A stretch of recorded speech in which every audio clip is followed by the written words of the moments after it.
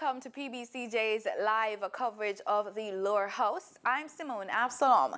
The session will start with prayers, followed by a roll call of those in attendance. This is usually followed by questions and answers to questions, statements by ministers, items under public business, and private members' motions. Before we begin, let's try a Parliament trivia. The Most Honourable Sir Howard Cook was Jamaica's 5th Governor-General. Is this fact or fiction? Stick around for the answer at the end of this introduction. The answer will also be posted on our Facebook page. On the agenda in this session, Parliament will complete the legislative process for the extension of the current state of emergency in the St. Catherine North Police Division to January 2, when the House meets. The final process should be simple, with no amendments arising from last Friday's debate, which was approved on the basis of the 19 of the 21 members of the Senate approving the extension, with 2 absentees from the voting. The extension of the St. Catherine SOE becomes effective on October 3. The House will also deal with a number of other resolutions, including private members' motions from Government Member of Parliament Heroy Clark, Member of Parliament for Central St. James, seeking to have the National Housing Trust Act and regulations amended to make the process feasible for low-income earners to access NHT loans. Opposition Member of Parliament Ronald Thwaite's private member's motion number 3, seeking to determine a policy for use of local produce in the school feeding program. And number 47, seeking to have Parliament establish a law school at the University of Technology, UTech. Also under private members' motion, support by the Parliament for consideration for the next CARICOM Heads of Government meeting. Private members' motions number 9, 10, 11, 21, and 22, as well as 26, seeking the House approval on its deliberations with regards to the reports of the Public Administration and Appropriations Committee, PAAC. It should be noted that the agenda can be adjusted with items being added or removed or even replaced. If you're planning to attend a session at Gordon House, here are some rules you should keep in mind. No visitor shall create any act of disorder within the precincts of the House. No visitor shall be admitted to the House without first obtaining an admission card from the office of the clerk. Visitors who remain within the precincts of the House during a suspension of the session are asked to keep silent. It's about time to go over to the proceedings, but first, the answer to our Parliament trivia. We asked, the Most Honourable Sir Howard Cook was Jamaica's 5th Governor-General. Is this fact or fiction? It's a fact. He was the 5th Governor-General of independent Jamaica. Thanks so much for making it PBCJ. Do continue to watch the proceedings. Mr. Redmond. Mr. Robertson, Mr. Robinson, Mr. Stewart, Reverend Thwaites, Mr. Dwayne Vaz, Dr. Wheatley, Mr. Wright.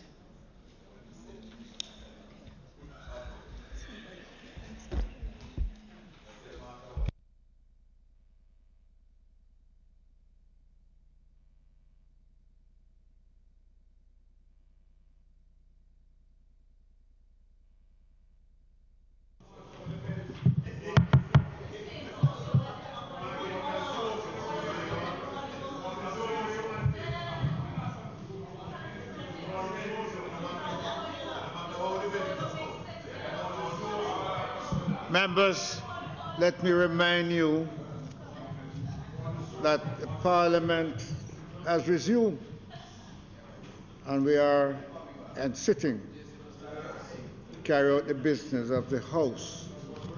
Statements by ministers. Mr. Speaker, before we commence today, I want to draw to the attention of this Honourable House the passing of the father of one of our members of Parliament, the member from Central St. James. Notwithstanding that sadness within his family, he has bravely agreed to make a presentation here today in a resolution which stands in his name. And we regard that as the kind of courage and steadfastness and commitment to the process of governance that only he can display at this time.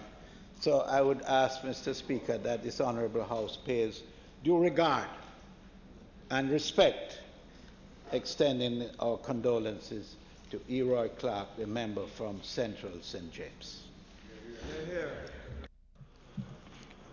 Mr. Speaker. Members, I would like to bring to your attention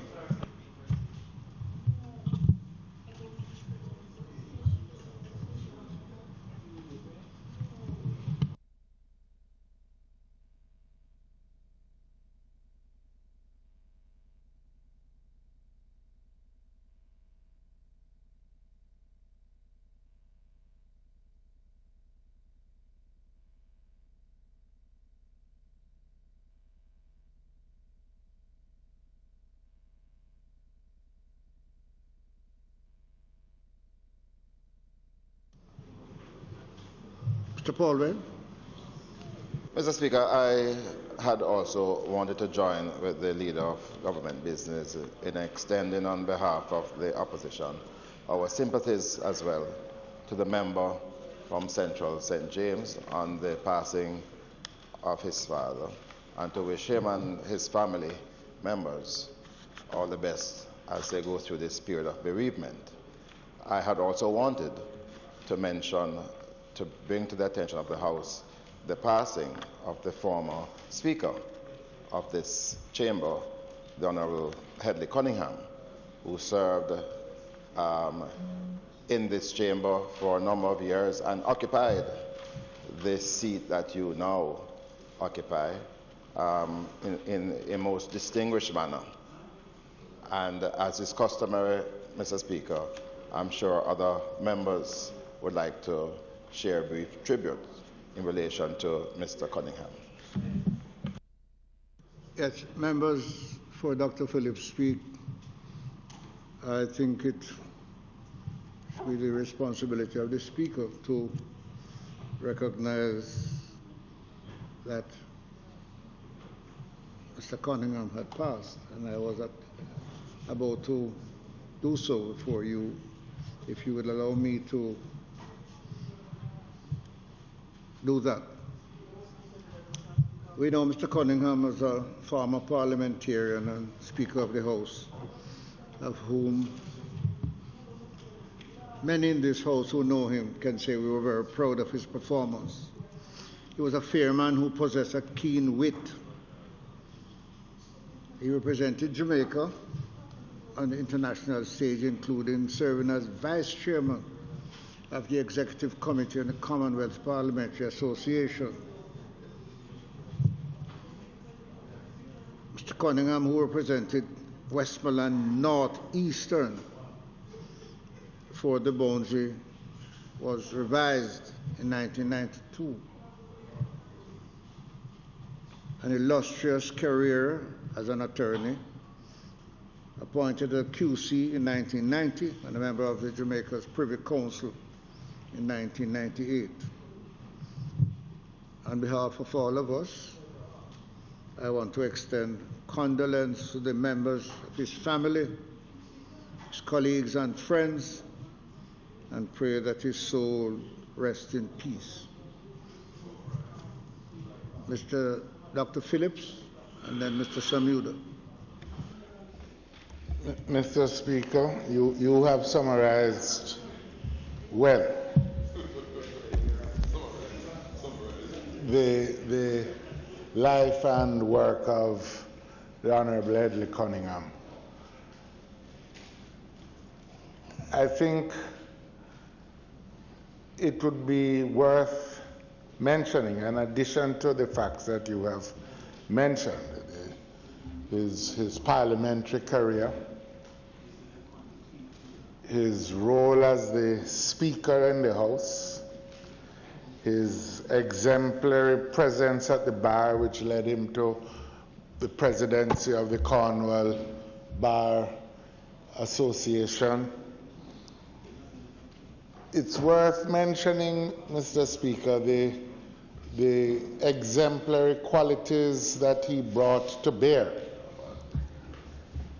in his public life. He was a stickler for integrity, and he exercised it in ways that often caused not only high regard to be placed upon him, but when he brought it to bear in his role as Speaker, I think those of us who were on the government side then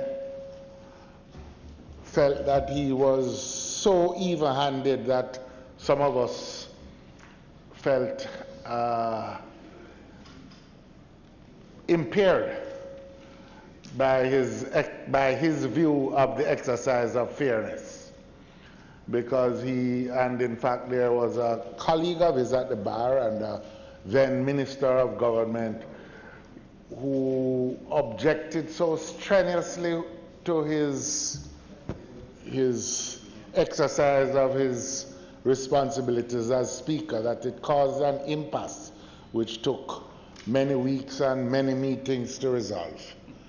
And I think that in so exercising his duties, he emphasized that in his view, he was the guardian of the principles of the House and the impartiality of the presiding function, more so than a supporter of his political side at the time. And I think that that is an example that has served us well and has been carried on by subsequent occupants of the chair. Edley Cunningham was of an age when service was more important than any personal benefit. He was a man who throughout his life, even after public service, always saw fit to involve himself in the affairs of his community and was very much involved in the bar and the conduct of the bar even after his retirement from active participation. I would ask, Mr. Speaker, that you would ask the clerk of the House to convey to his family the sentiments of the House and our best wishes to them and our expectation that he shall have eternal peace. Thank you very much. Mr. Speaker, I wish to associate myself particularly and the members of the government in the expressions of sympathy expressed by the Leader of the Opposition in respect of the passing of our late Speaker, Edley Cunningham. As someone who served in this Honourable House with him for the entire duration of his leadership of the House, I can attest to the fact that he would easily be numbered among the finest who have ever occupied that chair in which you sit. His sense of balance and fair play, his level of impartiality in handling the affairs of this House, but his quiet but firm resolve to ensure that discipline prevails in the precincts of this chamber is something that I will always recall.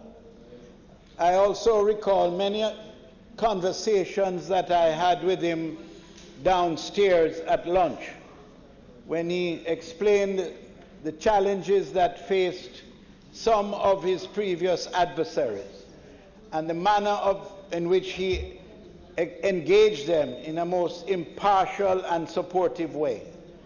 Made me made me warm to him quite significantly. Edley Cunningham was a fine parliamentarian, a very distinguished man who carried himself with dignity. And I think it is fair to say that this Honourable House, in recalling the contribution that he has made to Parliament and to the people of Jamaica, we can say thank God for the life of Edley Cunningham. Thank you very much, Mr. Speaker. We are going to request members to stand 1 minute in remembrance of the former speaker.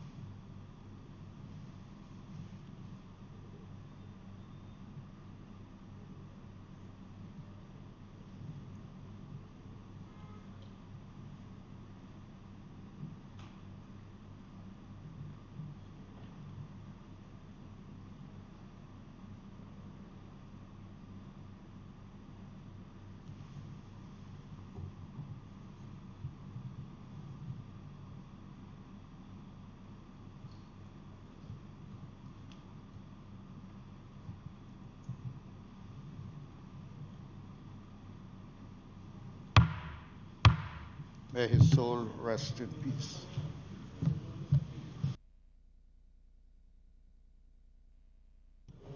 Before we proceed, I think that the leader of government business had brought to the attention of the House that one of our members' father has passed. And just to separate the fact that one was a parliamentarian and one was not. On behalf of the rest of us, we wish to extend our sympathy to Mr. Clark, our member, and his family. Announcements.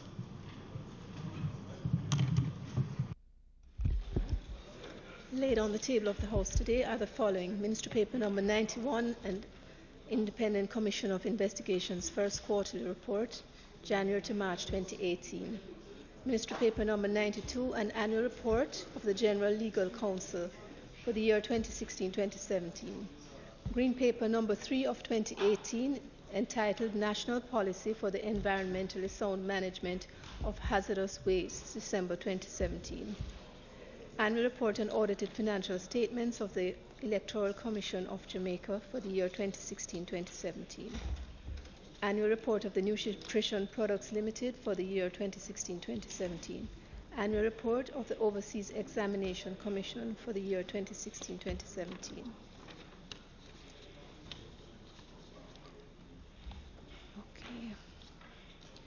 The Emergency Powers Regulations under the Emergency Powers Number 3 Regulations 2018.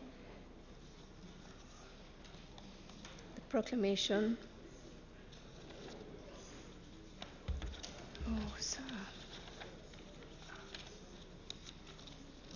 Proclamation by the Queen, by the Governor General, for the state of emergency.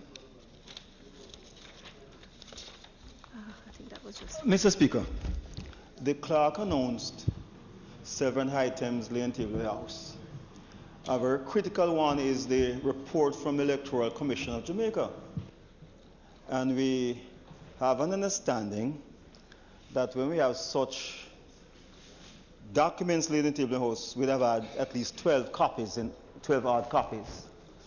I haven't seen a copy in front of me that has to deal with the Electoral Commission of Jamaica. And I'm wondering when I can see a copy in front of me, because at least the leader of the House let me start. The Speaker of the House, Leader of the House, Leader of Opposition Business, the Leader of Opposition, the Prime Minister, and myself as Deputy Leader of the House should have a copy, I believe. And I haven't seen any in front of us. That's an understanding we have over the years since we stopped laying out copies. So I'm wondering, when can I see a copy in front of me? Mr. Speaker. Yes, Mr. Trade. May I strengthen the observation of the minister who just spoke and make a suggestion on a matter of broad importance? I understand his request and would concur with it. The announcement was made today of the annual report of Nutrition Products Limited, which is a division of the Ministry of Education, in which I have some interest. And I would like to make a suggestion to you that where announcements, reports, papers are laid in respect of a particular portfolio, that if the persons in the House who are connected with that, either the Minister or Minister of State and the opposition counterpart, if they could be provided with printed copies, it would be very helpful and it would make it easier for us to have access to those things.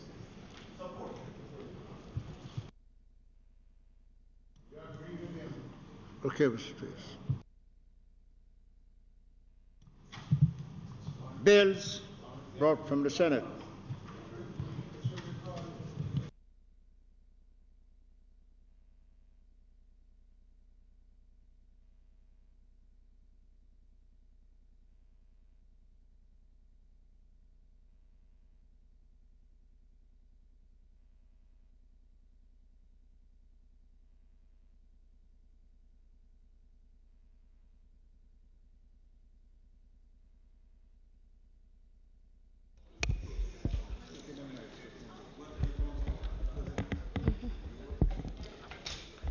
The following is a message from the President of the Senate to the Honourable House of Representatives. I have the honour to advise the Honourable House of Representatives that on the 21st day of September 2018, a bill entitled An Act to Validate and Confirm as Lawful the Imposition, Calculation and Collection of Spectrum Regulatory Fees in good faith and inadvertent as to the imposition, calculation and collection of such fees being invalid, improper or without lawful authority, during the period commencing on the 1st day of April 2004 and ending on the 22nd day of March 2017, to indemnify the government and all other persons from liability in relation thereto and for connected matters, was passed in the Senate without amendment. Signed, Thomas Tavares Finson, QC, CDJP, President of the Senate.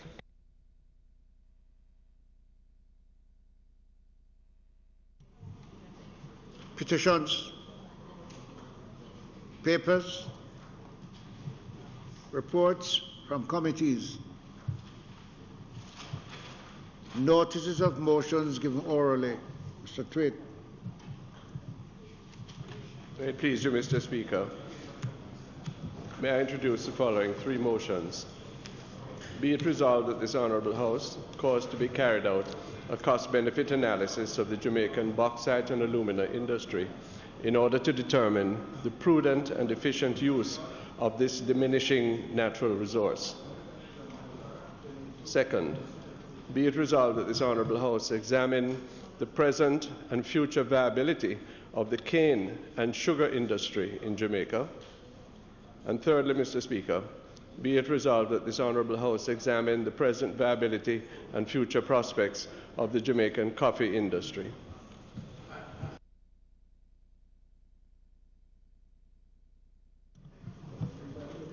Questions and answers to questions. Mr. Speaker, I'm to advise the House that there are 8 questions to be answered.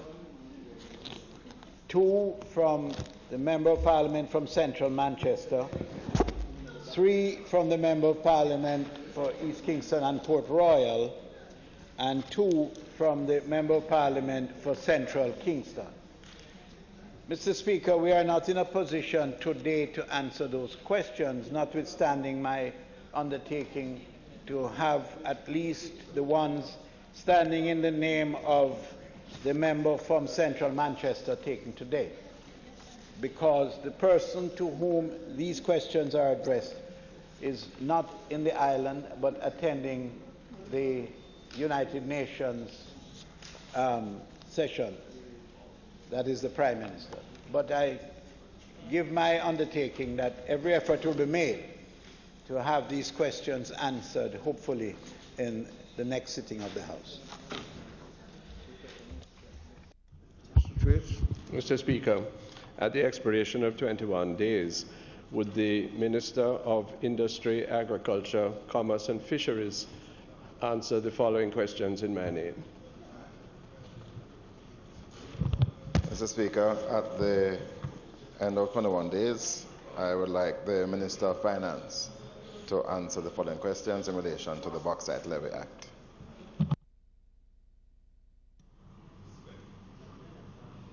Motions that may be made at the commencement of public business requiring notice. Motions relating to sittings of the House. Motions for leave to introduce bills. Presentation of bills without leave of the House first obtained.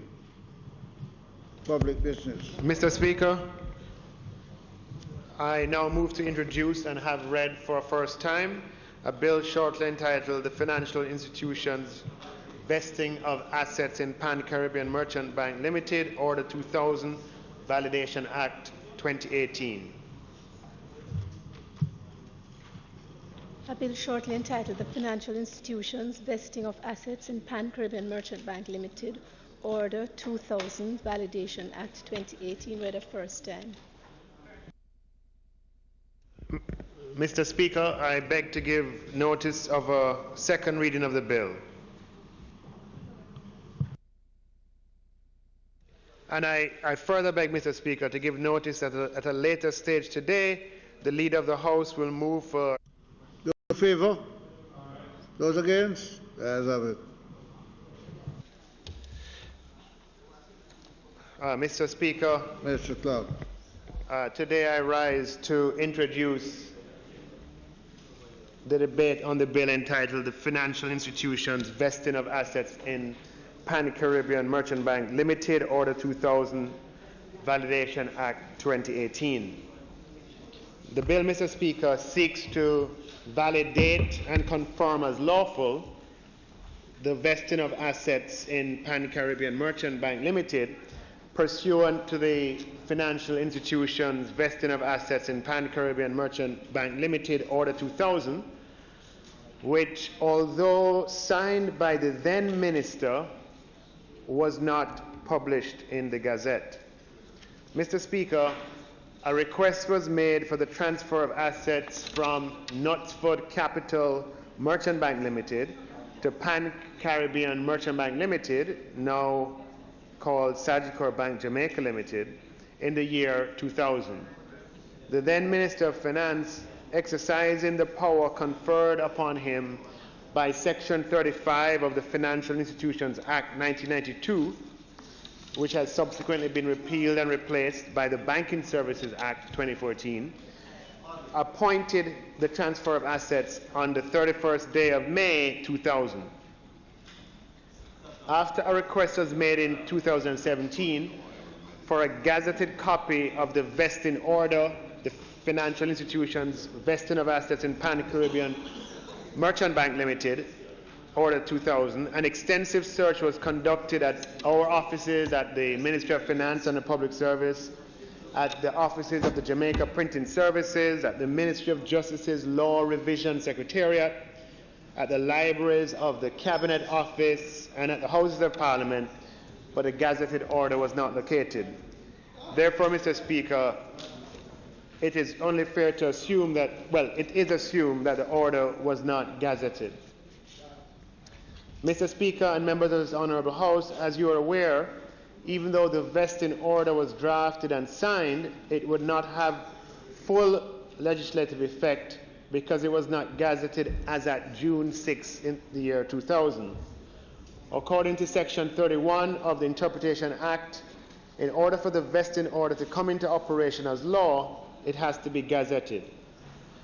Since the Financial Institutions Act has been repealed and did not allow for retrospective operation, the order cannot be gazetted under the repealed enactment. As such, the only way to have the relevant vesting order considered to be of full legislative effect as at June 6, 2000, is for the enactment of this validating legislation. The Memorandum of Objects and Reasons indicates that the bill seeks to validate and confirm as lawful the vesting of assets in Pan-Caribbean Merchant Bank Limited pursuant to the Financial Institutions Vesting of Assets in Pan-Caribbean Merchant Bank Limited Order 2000. The provisions in this bill seek to declare that the vesting of assets by Knutsford Capital Merchant Bank Limited in Pan-Caribbean Merchant Bank Limited pursuant to the vesting order which was without lawful authority, is now valid and lawful as if authorized under the Financial Institutions Act. Mr. Speaker, I ask this Honourable House to give due consideration to the passing of this bill. Thank you.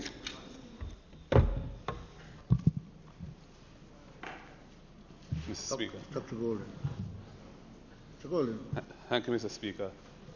Mr. Speaker, we have no objection to this bill being passed today. It is really essentially regularizing an oversight that took place 18 years ago. In a sense, it's bizarre that something so minor should require legislation to be put right, but that is in effect what the law requires, and we have no objection to the regularization being done now. Thank you. Dr. Clark. Mr. Speaker, I ask that the bill be read a second time.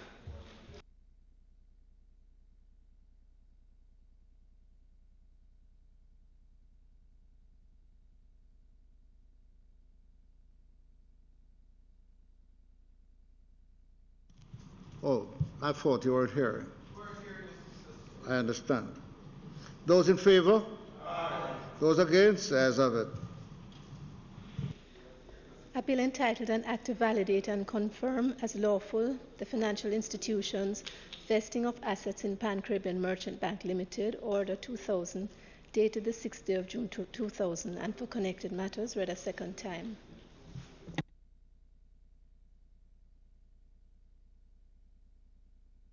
The House will now resolve itself into a committee of the whole House to consider the bill clause by clause.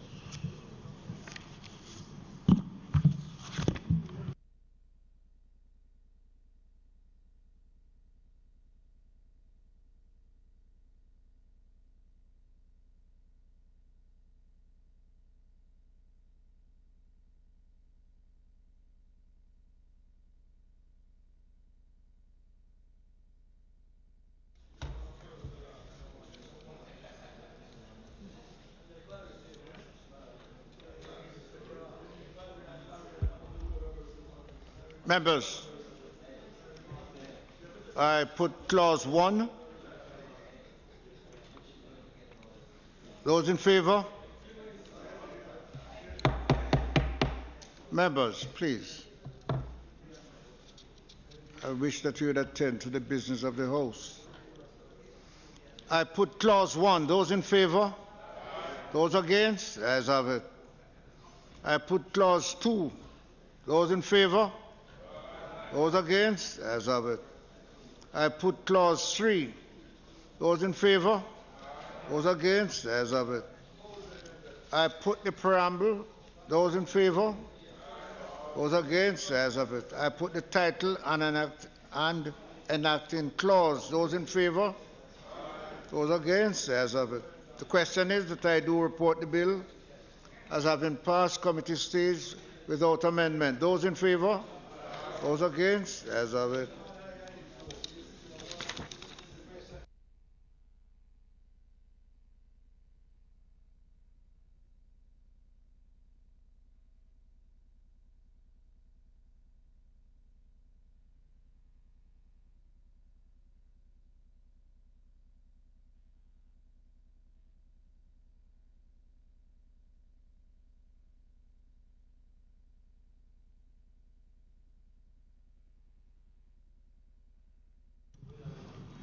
Members, I do report the bill as having passed committee stage without amendment.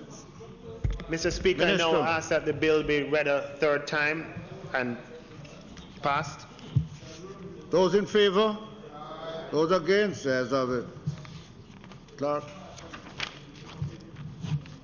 A bill entitled An Act to Validate and Confirm as Lawful the Financial Institutions Vesting of Assets in Pan-Caribbean Merchant Bank Limited, Order 2000, dated the 6th day of June 2000, and for connected matters, read a third time and passed.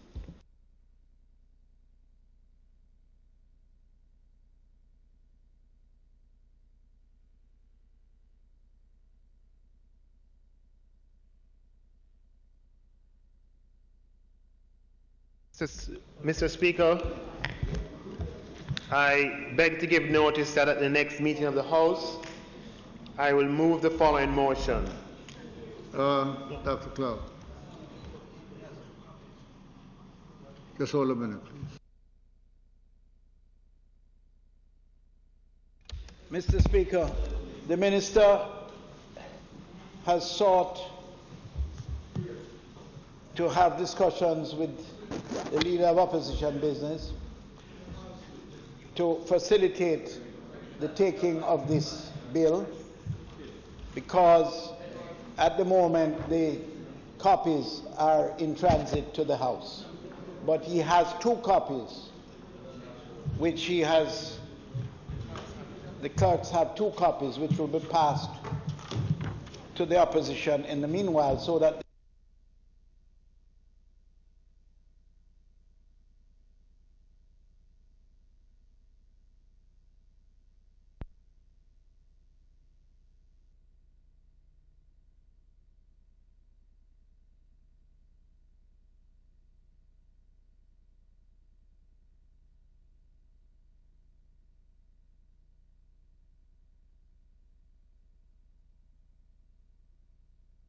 ask Mr. Speaker for recommittal of announcements.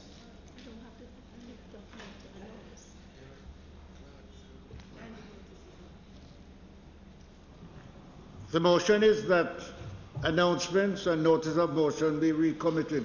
Those in favour? Those against? Ayes have it. Minister. You go ahead. Announcements.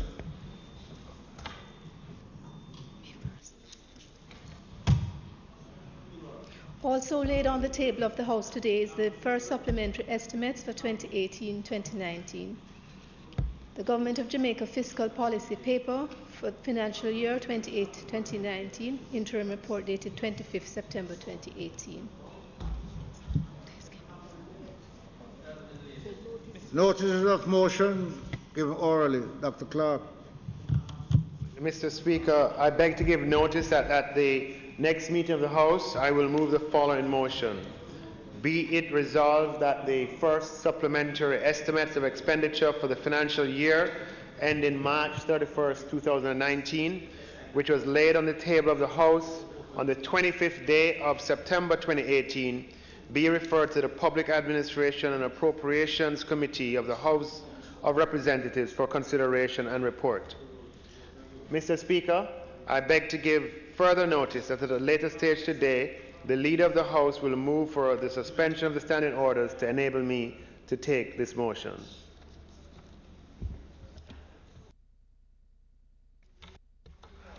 Samuel. Mr. Speaker, I now move for the suspension of the standing orders to enable the Minister of Finance and the Public Service to take the motion, notice of which he gave earlier. Those in favour? Those against? Ayes have it. Minister. Mr. Speaker, I now move the following motion. Be it resolved that the first supplementary estimates of expenditure for the financial year ending March 31st, 2018, which was laid on the table of the House on the 25th day of September 2018, be referred to the Public Administration and Appropriations Committee of the House of Representatives for consideration and report. Those in favour? Those against? Ayes have it.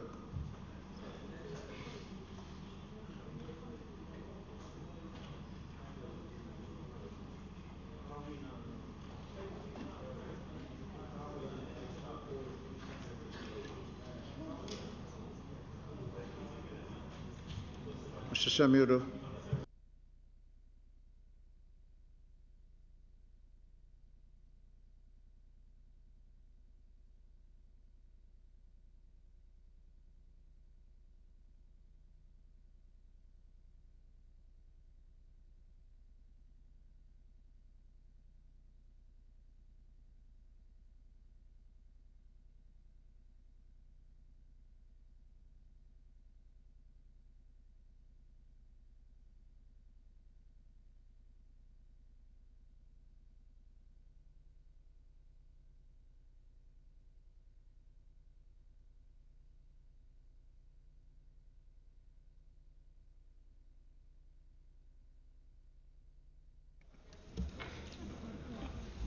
Mr. Speaker,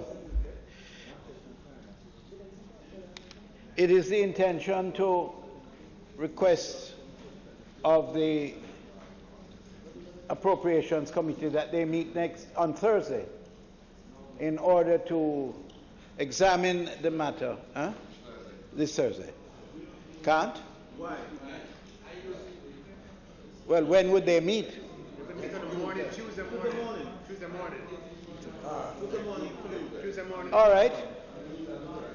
Is it agreed on Tuesday morning? No, acting as the House leader, the opposition.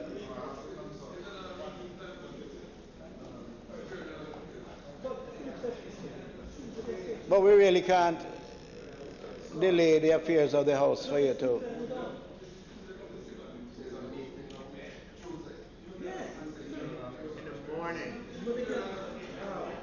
Mr. Speaker, the Appropriations Committee will meet on Tuesday at 10 a.m. to consider. Mr. Speaker, at a meeting today, at our External Affairs Committee meeting, it was already scheduled to have a meeting to examine one of the agencies.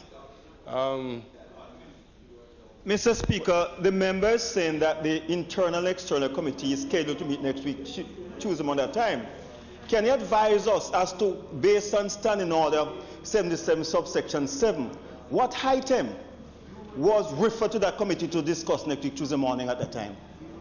You cannot supersede it because this is being referred now to a committee. And I don't recall any item being referred to that committee. And the Standing Order makes it clear that as Committee of Parliament shall deliberate on issues referred to it by the House.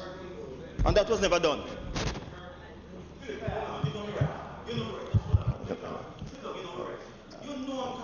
Mr. Speaker, I think the matter having arisen, the chairman of the PAC is within the precincts of the Parliament to allow me to consult, and we'll revert before we get too far in the other agenda items. Listening that summon to that meeting. So, Mr. Speaker, this member does not understand what I'm talking about. You see him talk over his head. I asked the question, what issue was referred to that committee? I'll invite the member to hold me Standing Order if he has one. Standing Order 77 subsection 7 tells you clearly how a committee meets. So don't tell me what you're going to consider. A committee does not determine this stuff. 77 subsection 7 tells you clearly how issues are dealt with in committee, and Standing Order 77A tells you how the reference can be made. Shut your mouth. And Mr. Speaker, no, Mr. Speaker. Members, let's have some order. Yes, Mr. Speaker, the member is not correct in that the Internal and External Affairs Committee is a sessional committee, and it doesn't need any specific item to be referred to it. It is always in session. It carries its own agenda and determines its own agenda, and if they and of course the terms of preference are pretty broad. Mr. Speaker, we have to schedule the meeting of the PAC, and I would urge that there be the consultation before we set the time today. All right? So, Mr. Paulwell, if a matter is referred to the committee by the House Leader, you're advising us that the committee will be taking other matters other than what is referred to earlier. Is that what you're saying? Mr. Speaker, I advise the House that the committee will meet. Members, let's have some order if I can hear the member speaking. I advise the Leader of Opposition Business that the committee will meet on Tuesday at 10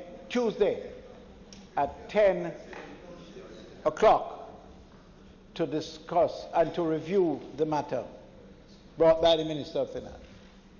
In the event that they are unable to get sufficient members to attend, we don't have a problem because the members that represent the government will be sufficient to convene the meeting and have the matter attended.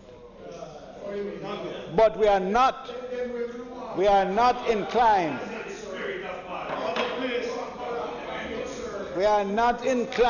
to permit. Order, please. We are not inclined to permit this level of gamesmanship Mr. Samuda, to deal with a matter of this Mr. importance. Samuda, please. If a committee meets and the chairman is not present, the committee will select a chairman to proceed. Next item. Next item. Mr. Samuda, you have the next item, please.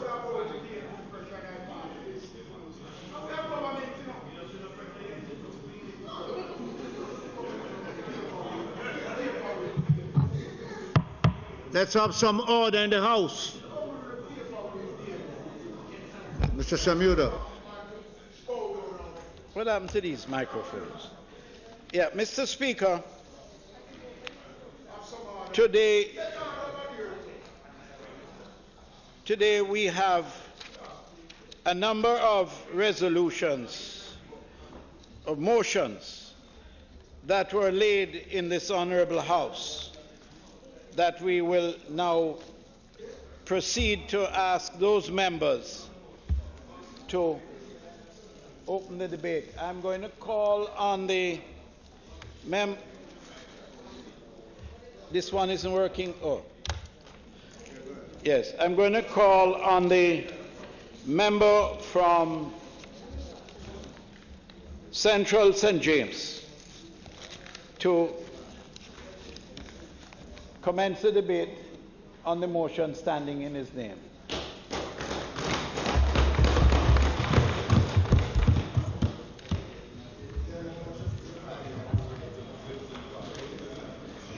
Mr. Speaker. Yes, go ahead, please. I rise today in this humble house to humble and honorable house. Humbly right.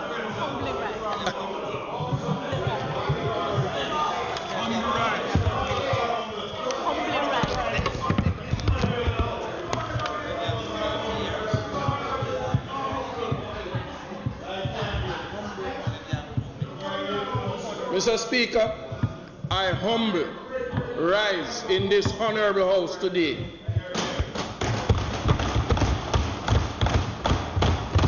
to take the matter under my name, the motion as it is.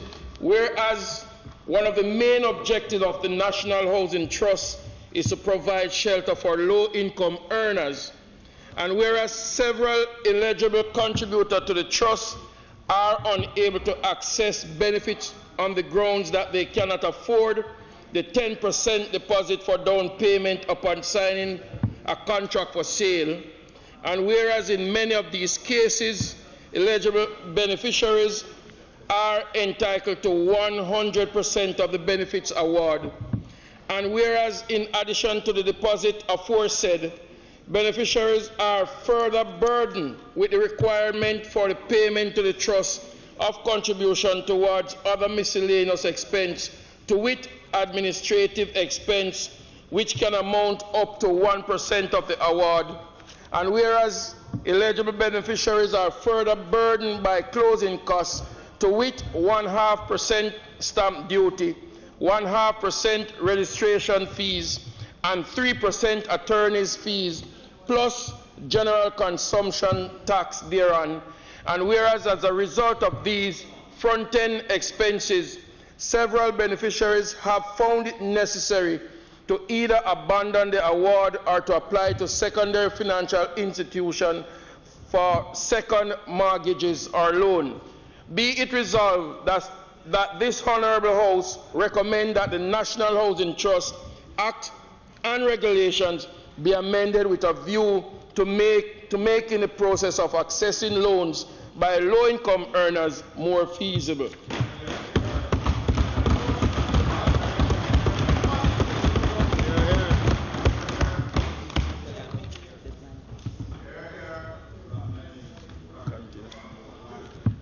Mr. Speaker, the disadvantages of the current situation as it stands. Not all working individuals contributing to the NHT is eligible for housing. 2, age and salaries becomes a factor when one is to benefit from their contribution. 3, mostly middle-income earners have a greater chance of accessing housing facility. 4, current program encourages informal settlement, that is squatting, as it is easier to build on vacant land, which in turn becomes criminal hotspot or garrisons. 5, because of difficulty in qualifying, persons become reluctant to contribute to the fund. 6, currently the amount dispersed is not sufficient, hence contributors have to join together. 7, current program leads to unequal distribution of housing. The advantages of this motion, Mr. Chairman, more low-income earners will be able to access housing facility and would lead to equal distribution of housing. 2, it deters informal settlements. 3, it encourages compliance in terms of contribution. 4, increasing funding that the trust would have available to use. 5, household will be more at ease in terms of financial survival, not having to use all their resources to acquire housing facility. Mr. Speaker, the constituency that I represent most immediately and wider Jamaica, sir, is burdened. They are between middle income and low income.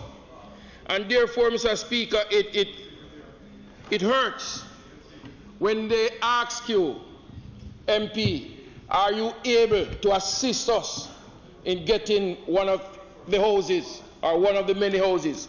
Too often, Mr. Speaker, those who really don't need the housing solution are the ones that are already qualified, and those who really need it, Mr. Speaker, are left. When you look at a situation where a 45-year-old gentleman is still living in his mother or his parents' house, all because he's unable to get one of his own. Mr. Speaker, today, I don't wish to speak much, but I would ask my other colleagues to expound on it some more, to make it and to vote on it today, Mr. Speaker, so that we can move forward. Thank you.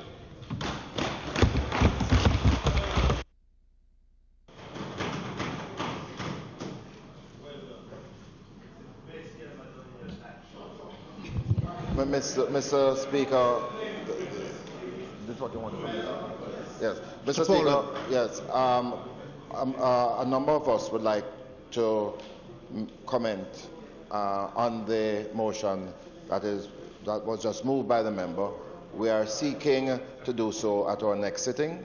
So if we could suspend this motion until next time we meet, I would appreciate that, Mr. Speaker.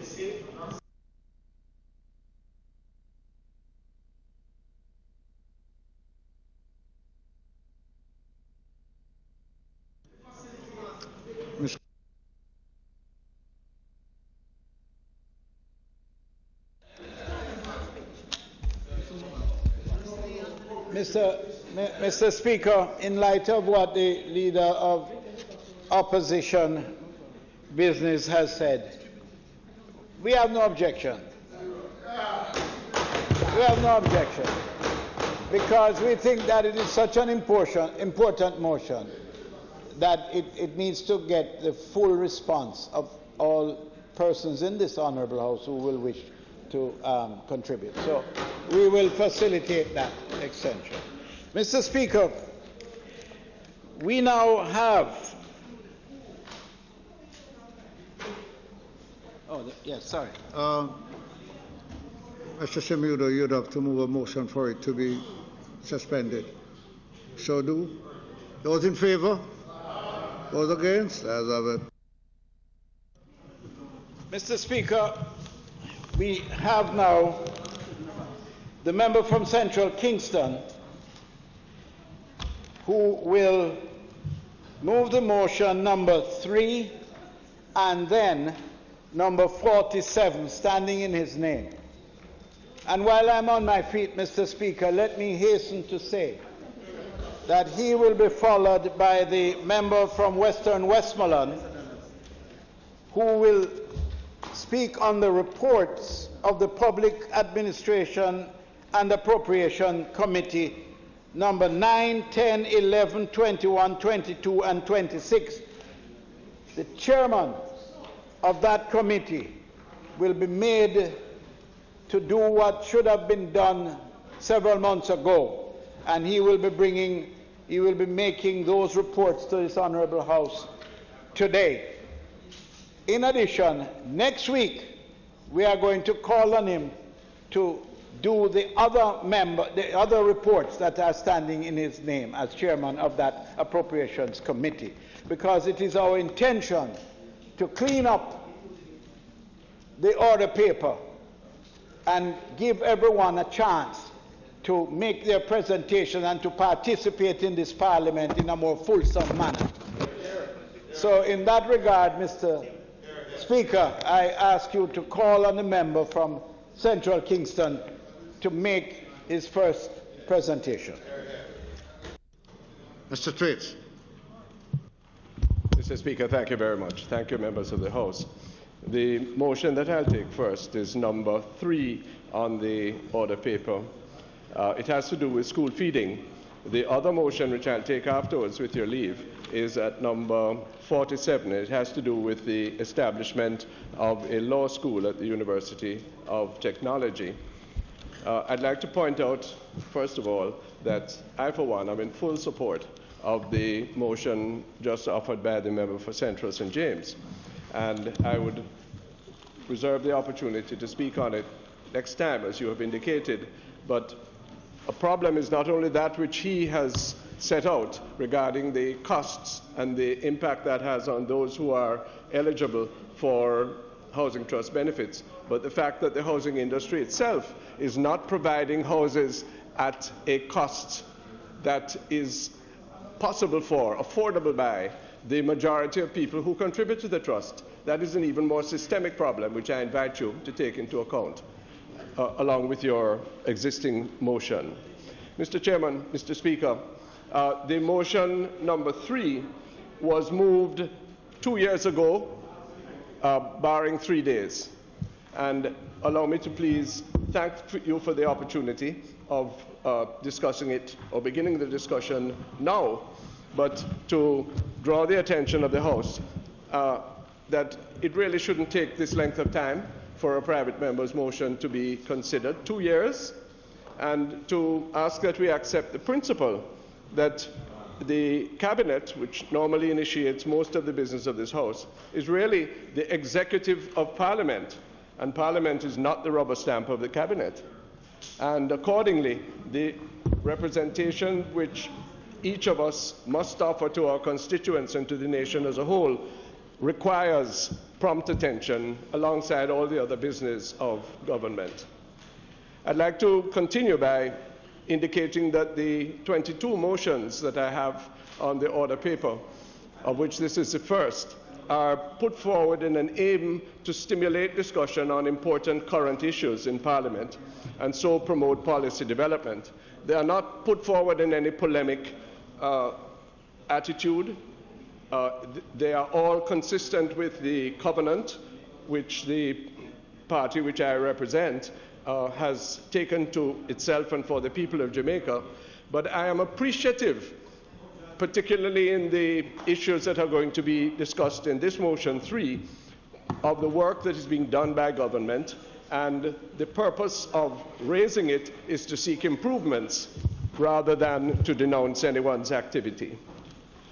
Mr. Speaker, the motion reads, whereas more than 80% of the ingredients of the school feeding program have to be imported, and whereas some 30% of all students come to school hungry, and many only have access to a diet with excess sugar and sodium, and whereas children and young people develop lasting dietary habits during their school years, and whereas the traditional Jamaican agricultural products are nutritious, and if used, increase returns to local farmers, be it resolved that this Honourable House debate and determine a policy for increased use of local produce in the school feeding program. And I will ask at a later stage, Mr. Speaker, for an amendment to this, an addition rather, so that the deliberations of this House can in fact be continued by the appropriate committee of Parliament. Mr. Speaker,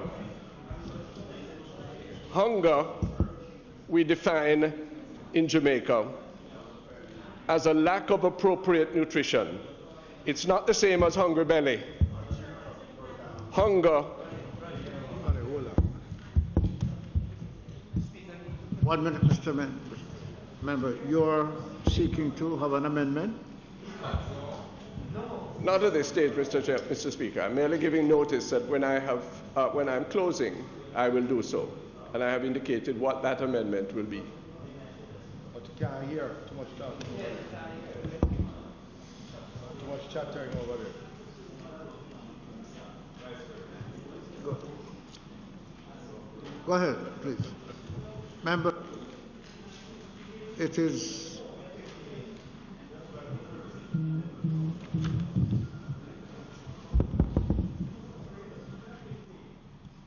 a practice that one of our members is speaking, that the others either sit quietly and allow him to proceed without disruption. So I'm going to ask that you do so at this time so the member from Central Kingston can proceed without disruption. Mr. Thwaites. Thank you, Mr. Speaker. Mr. Speaker, hunger is to be defined for the purposes of this discussion as a lack of appropriate nutrition, which is a major cramp in Jamaica now to education outcomes and therefore to inclusive national development. The statistics tell us that a minimum of 30% of our children, those who attend, come to school hungry every day. And lack of adequate nutrition, for whatever reason, contributes to the approximately 20+% of absenteeism in our schools, in addition to those who come to school hungry. It contributes to inattention and to behavior, which very often is antithetical to the cause of good education. Come with me, Mr. Speaker, to any school. Particularly, I want to make reference to the early childhood institutions and ask the children what they want for lunch or what they expect for lunch. Invariably, they'll tell you fried chicken and chips or something of that nature. The bag juice and cheese sticks culture is well entrenched in our country. It offers very little positive nutrition and indeed sets a habit and a trend among our students, which has national consequences. What we feed our students determines their taste going through life. It also adds to the drain of foreign exchange. We're spending, what, nearly $1 billion worth of foreign exchange, more than our entire merchandise exports, Mr. Speaker, to import food. A good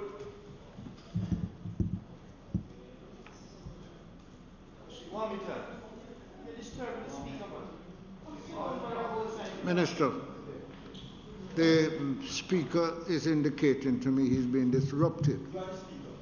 And I'm going to ask that you cease from disrupting. Proceed, Mr. Twigg. A good proportion of what we are spending on importing food items, Mr. Speaker, can be produced locally. The diet of the school children contributes very significantly to obesity and to the prevalence of non-communicable diseases. And what they're eating provides insufficient nutrition for effective learning. The present diet discourages linkages across sectors of the economy. It depresses rural uplift and employment, and it entrenches the fast food culture. One of the things that we have to be most careful of, Mr. Speaker, in our school culture now has been the introduction of the fast food outlets as nutritional franchises, food franchises in our schools, in many of them. What they are serving has no bearing on the correct nutrition to advance learning and for the affordability, particularly of those students of the lowest quintiles of the economy. We have about 650,000 students in school from kindergarten right through to grade 13 in about 4,000 institutions. Mr. Speaker, I wonder if members are aware that almost half of the students who are enrolled in school in Jamaica are on the PATH program. And it is reasonable to assert, and it's an informed assertion I make, that there's another 15%. There's another... I'm going to ask members in this House Just ask him, for the last time. Cannot use telephone in the House. In the House, you must either send text and receive text. But to be dialing and receiving, it's against the rule. As a deputy leader of the House advised us earlier. Let us stand by that. We have been getting a little away from the proper order of the House. Disrespectful to you, sir. Disrupting others when they're speaking. Thank you very much. Mr. Tweed, my apology. Please proceed. Mr. Speaker, I was pointing out that about half of the students in our schools are on the PATH program, and that there is ample indication that another 15% beyond that half really need it. But one of the aspects that education faces in Jamaica now is the difficulty to qualify for PATH, and also the need to clean the list of PATH beneficiaries when indeed those parties have gone to a point where they no longer need that assistance. But the point I'm making is that a majority of our students require... It's a joke, man.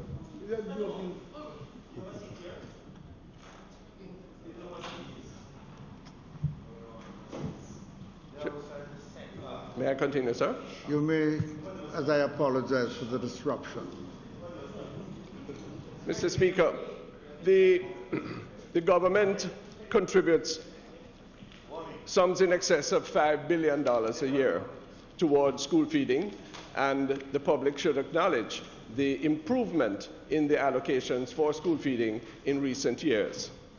If, however, Mr. Speaker, you estimate a minimum of $300 for lunch money, broadly defined, that a parent or a student needs in order to be properly nourished for the day, multiply that by 650,000, and multiply that by the 190 days for the school year, Mr. Speaker, and you are coming to a sum close to $40 billion a year. That is the size of the school feeding industry in Jamaica.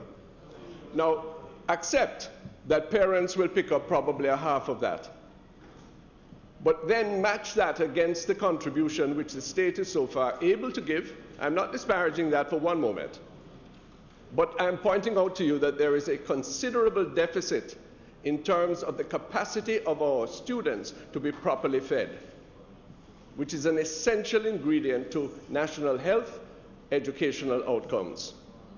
Mr. Speaker, 40 billion. 40 billion.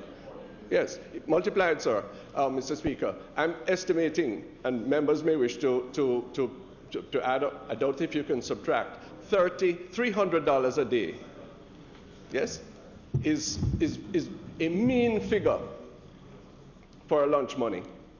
And I'd like to interpose here, sir, in order to explain that, particularly thankful for the attention of the Minister of Agriculture, because our children need not only one meal a day, they need breakfast and lunch, the majority of them. If you did a survey, particularly in the inner city, and I doubt if it's any different in the rural areas, you would find that because of the long commutes and the early hours that the children have to leave for school, what they get at home for breakfast is very limited, if anything. And therefore, when they come to school, they must have some money in order to buy something to start the day, whereas by midday, they are in fact in need of a lunch. And remember that we want them to stay on in school in order to pursue extracurricular activities and so on. And therefore, the capacity, particularly given the number who are on path, require no less than $300. In preparation for this, I did some survey, and among people of limited means, they try to give their children $500 a day. Yes? I reduced it for these figurings to $300. Help me, $300 per day times 650,000 children. That's the school population, roughly, times 190 days. You'll come out at somewhere in the region of $37, $38 billion. I rounded it up to $40 billion. Pardon? And that's conservative, Mr. Speaker. Now, what we're doing, to the extent that we're meeting that need, and no one can question that need, what we're doing is fattening foreign farmers rather than our own. And the solution to this problem, which I respectfully bring to this Honourable House, is an issue which is going to demand the linkage between a variety of government ministries. First of all, the Ministry of Education, no doubt, then the Ministry of Health, who must help us to determine the appropriate nutritional ingredients and standards. The work has already been done, but it has not been implemented, or certainly not universally. Beyond that, there is the Ministry of Social Security, which has responsibility for the PATH program. And of course, there's the Ministry of Agriculture. Many years ago, you know, Mr. Speaker, I confronted this problem and at the time approached the late lamented Minister of Agriculture, the Honourable Roger Clark, and asked him how could there be cooperation to ensure that the agricultural sector could in fact meet the needs of the school feeding program. He was helpful but skeptical. He told me that it would take probably between 5 and 7 years to ramp up production to a point where 40 to 50% of that which we fed to our school children would be available from local produce. I accepted his wisdom, but with some amount of distress. In the intervening years, and this bears no relation to any partisan consideration, we haven't done very well. The large majority of what we feed to our children is still imported from abroad. Efforts have been made, but not successful yet, to ensure that we could have the appropriate tastes embedded and the costs contained and the facilities available for using this local produce. This was an objective that I thought Nutrition Products Limited ought to be able to undertake. Regretfully, they have not been able to, and at present, as the article in the front page of the Daily Gleaner today indicates, the Nutrition Products Limited is in a process of transformation. I put it no higher than that. And they are unable to provide even that which they used to provide. Now, I understand entirely the motivation and the wisdom of the government to reduce, and they say ban, the sweet drinks and to cease the production of the bullers. But, you know, Mr. Speaker, if you're going to do that, you have to make sure that you have a substitute. Otherwise, let me tell you what every one of us would face if we went to the school gates. The children are, in fact, buying the cheese tricks and the bag juice and the bun and cheese when they can afford that. And therefore, we have to be very careful how we suppress one element that indeed needs to be discontinued over time, and what we put in its place. And I don't think that any of us have been sufficiently inventive in this regard. Mr. Speaker, may I pause to congratulate and to thank my friend from Northwestern St. Elizabeth, the Minister without portfolio in agriculture, because from many years ago, he and I worked out a system where rather than sending the buller and the bag juice to certain schools in that constituency, what we did was to provide a certain sum of money, which the school could then use under the helpful aegis of the Member of Parliament, in parents, school community, in order that they could use, as far as possible, local products to feed their children more appropriately than, in fact, the Central Ministry was doing. I am elated, and have expressed this elsewhere publicly, that the plan that apparently is at hand for the transformation of the use of the Holland estate and the discontinuance of cane can be used for the same purposes, and indeed in a much wider context. This is exactly what we need to do. Can you imagine, Mr. Speaker, members of this House, can you imagine how it would stimulate the rural economy, rural employment, the entire agricultural sector, if we were able to use that which we produce and now discard in order to better feed our school children than we are now? The estimates, I stand to be corrected, of farm gate losses are probably about 40% of what we produce. That's something we're paying for, but not getting the benefit of. It's not second class. It is simply not presented, marketed in a way that is useful. There are many very practical suggestions that I would like to place before the members of this House and the government particularly. During the previous administration, I had the pleasure of meeting with Dr. Henry Lowe, the Honourable Dr. Henry Lowe, and he had come up with an extremely good-tasting yam porridge made of Jamaica's yellow yam and other varieties of yam. The portions of yam, Minister, that were not fit for even Coronation Market, the heads, the tails, yes? And to provide a powder which, with the addition of hot water, could provide a nourishing porridge. It was tested for nutritional adequacy, found acceptable. Unfortunately, it was taken no further. There were cost considerations, but they were not, they could be overcome, particularly when you're looking at volumes. That's one. We've had to discontinue the distribution of milk to our children, particularly our young children. Mr. Speaker, sometimes in this House we must acknowledge mistakes, you know. But we caused the decimation of the dairy industry in Jamaica some years ago when we were beguiled by the promise of cheap milk powder from abroad. And we thought in our populist excesses that this was better for us to do And it upset the entire development of the dairy industry. So now we have to be spending multi-millions clawing back that situation. But we have to find a way that the milk from the small farmer is able to go into the churn as it used to, or whatever modern iteration of that, in order to be able to feed our children some milk, or little children particularly, at least once a week. They're not getting it now.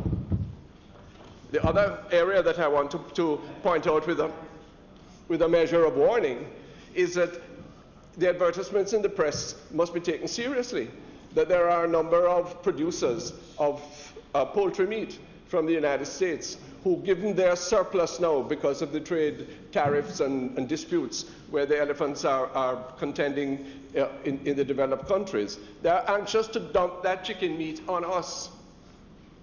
And if we accept it, it may seem attractive. It may even seem particularly attractive to the school feeding program, but it is going to decimate particularly the small farmers in the chicken industry.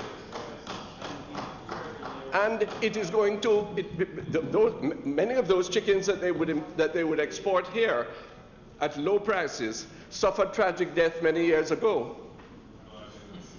And we run the risk of taking them in our apparent need, rather than stimulating our farmers to provide a measure of chicken protein, highly desirable, in ways that can satisfy our children. I had the pleasure of discussing this with members of the poultry industry 3 or 4 years ago, and they were willing.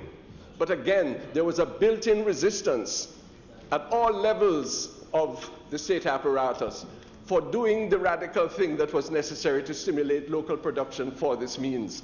It was always easier to come to the minister with an import license for so much flour and for so much bully beef, yes, rather than turning on ourselves and ask how we can do that elementary thing of feeding our own children properly.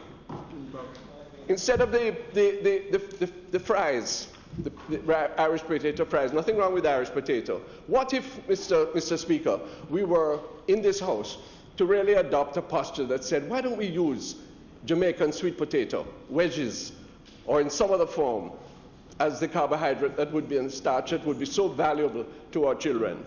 That grows easily, it is highly nutritious, and it is cost effective.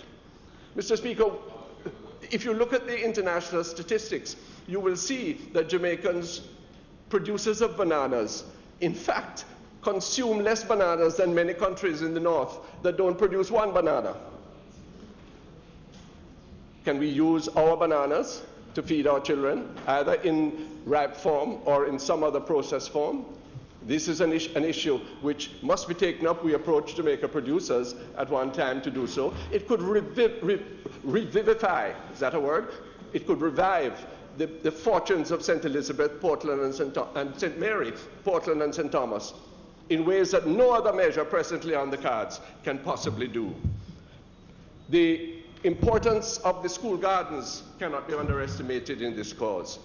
I had the pleasure of meeting with the 4-H clubs recently, and they need to be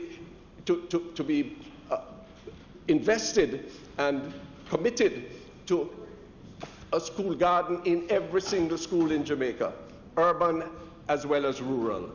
They can produce the greens that are an essential and palatable staple, understood and liked by our children towards the school feeding program. Many years ago, I had the opportunity of visiting both a plant in St. Elizabeth, which processed vegetables and fruits, and also one in the constituency of Northwest Manchester. Sitting down there, fully equipped, you know, Mr. Speaker, never used, which could process carrots, mangoes, vegetables of all, and fruit of all sorts available for the school feeding program.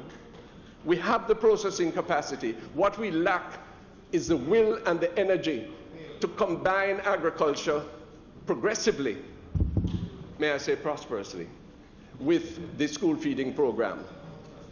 We are spending the money, but we are spending it in the wrong place, nutritionally, economically, and we ought to make a difference in this regard, resolve to make a difference in this regard. Mr. Speaker, Just to go back to the question of cost for a minute. If a parent of a single child gives that child $300 a day for lunch money, I haven't even taken into account transportation, you're talking about over a week, 21% of the minimum wage, for that one child alone. That is the gravity of the problem. And it is showing, it is at least a major element in the poor school outcomes that we are talking about.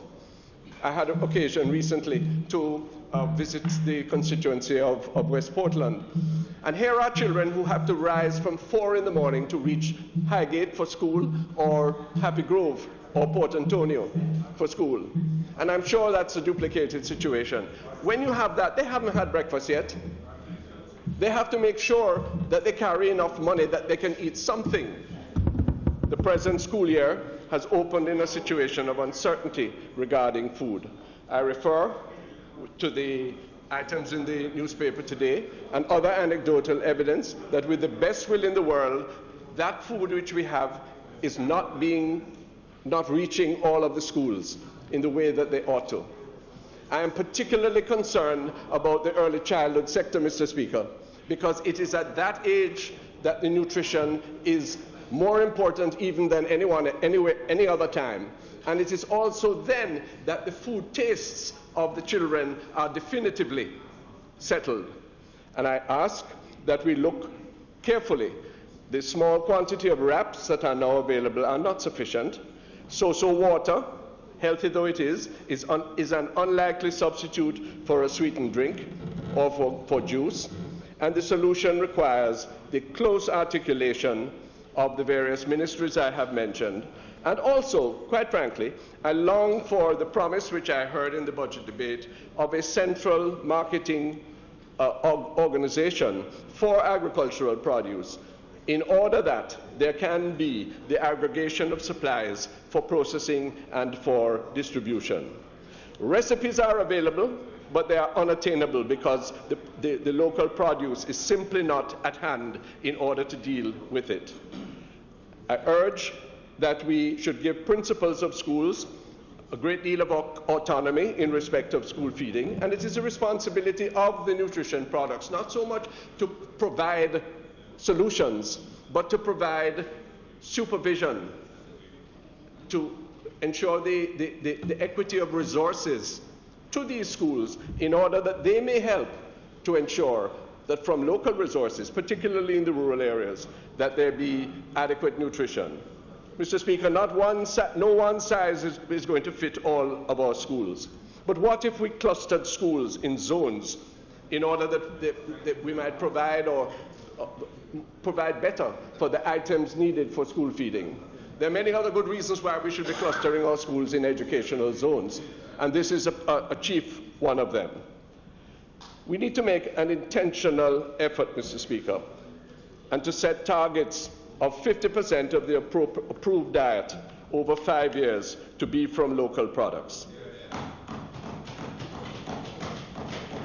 I'm calling for the ministries, with the assistance of this House and the deliberations of the committee, which I hope will take broad stakeholder responsibility for this, to provide a green paper to the government, or the ingredients of it in due course, for the matter to be referred to the committee and for the attention of the cabinet to the report of that committee. We must do something now. It is one of the main elements that we achieve food security, and we seek to the benefit of the educational prospects of our students. Thank you. Mr. Hutchinson.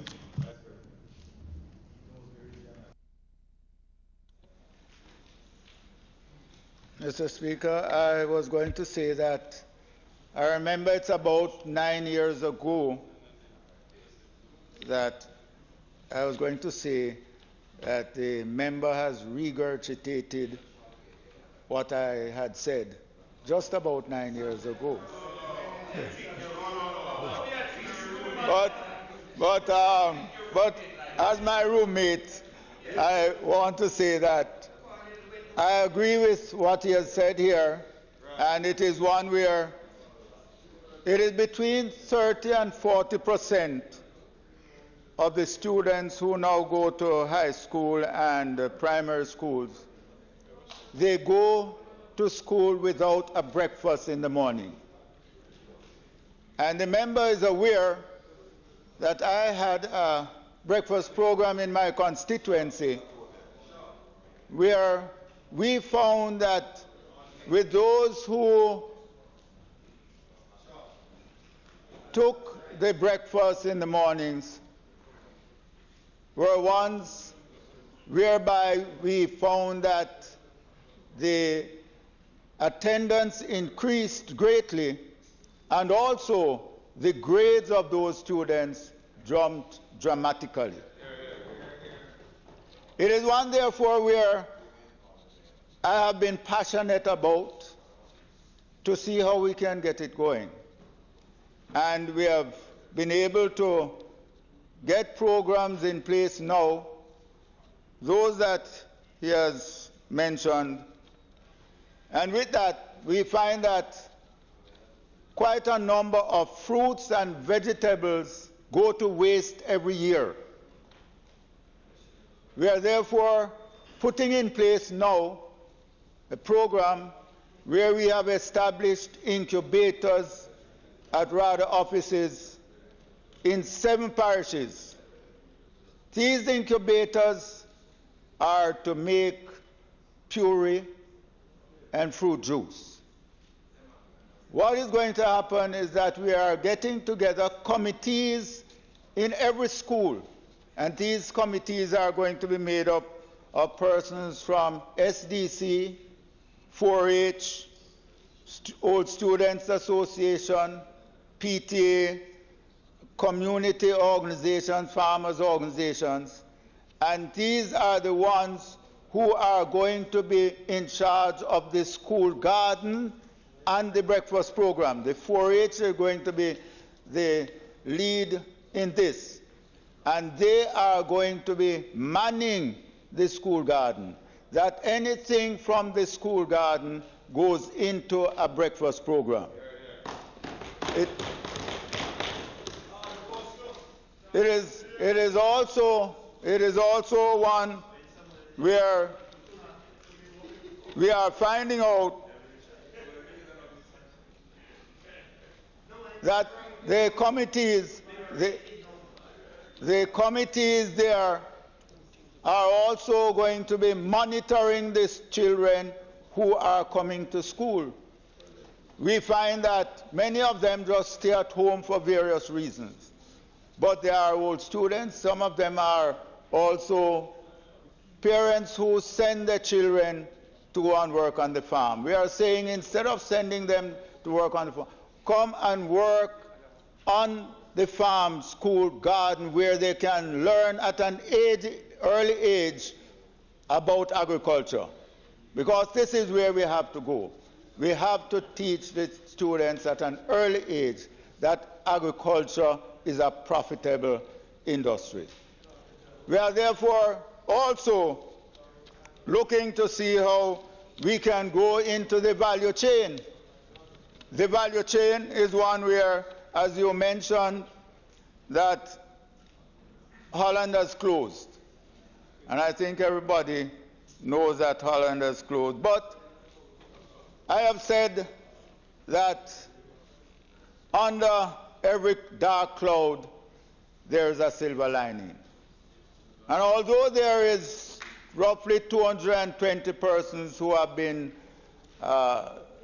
displaced there, I have put together a committee, and that Holland land is roughly 2,400 acres.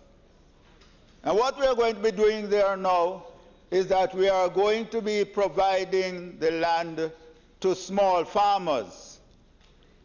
No more than 100 acres any one person is going to get. Most of them will be getting roughly 5 acres.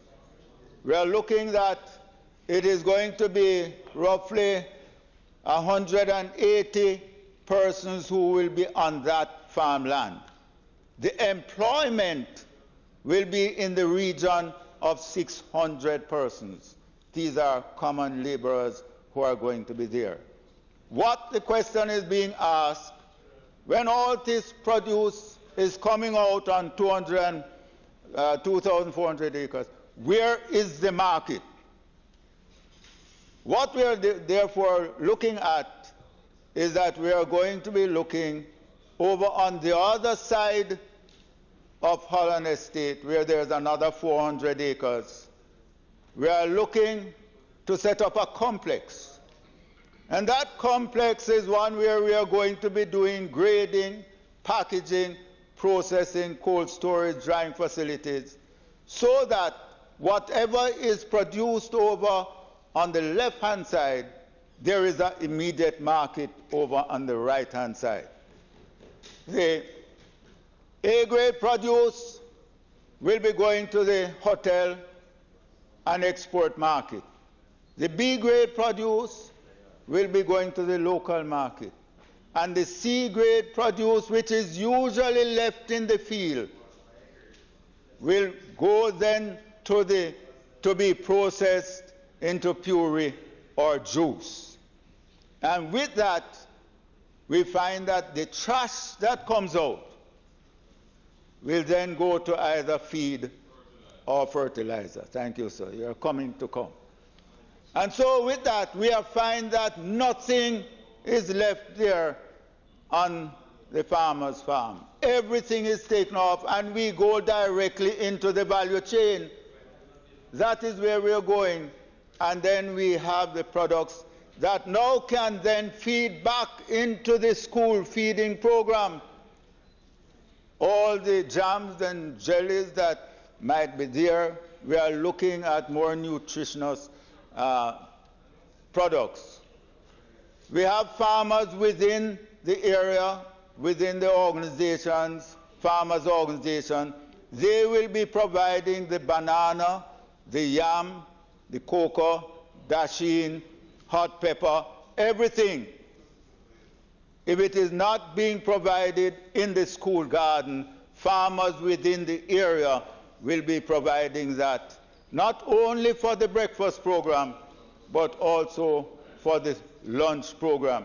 So what we are looking at is getting in place an integrated program whereby we are moving directly from the school, where we are teaching students at an early age, going to the farmers, who will then be providing all the produce necessary to go into the school, including the value chain. So I would like to congratulate the member on this motion that he has brought, and say that I fully endorse it. It is one that I have been pushing for over the years, and I am now glad that someone from over that side, I know from long ago that he was with it because I gave him the blueprint of my breakfast program. But somehow during his term he never mentioned it at all. I am now glad. I am now glad that he is now coming on board with my program. So carry it forward to make sure that we take it on board, and we all will be on one accord in making sure that this program works for the benefit of the children that we are making for. Thank you very much.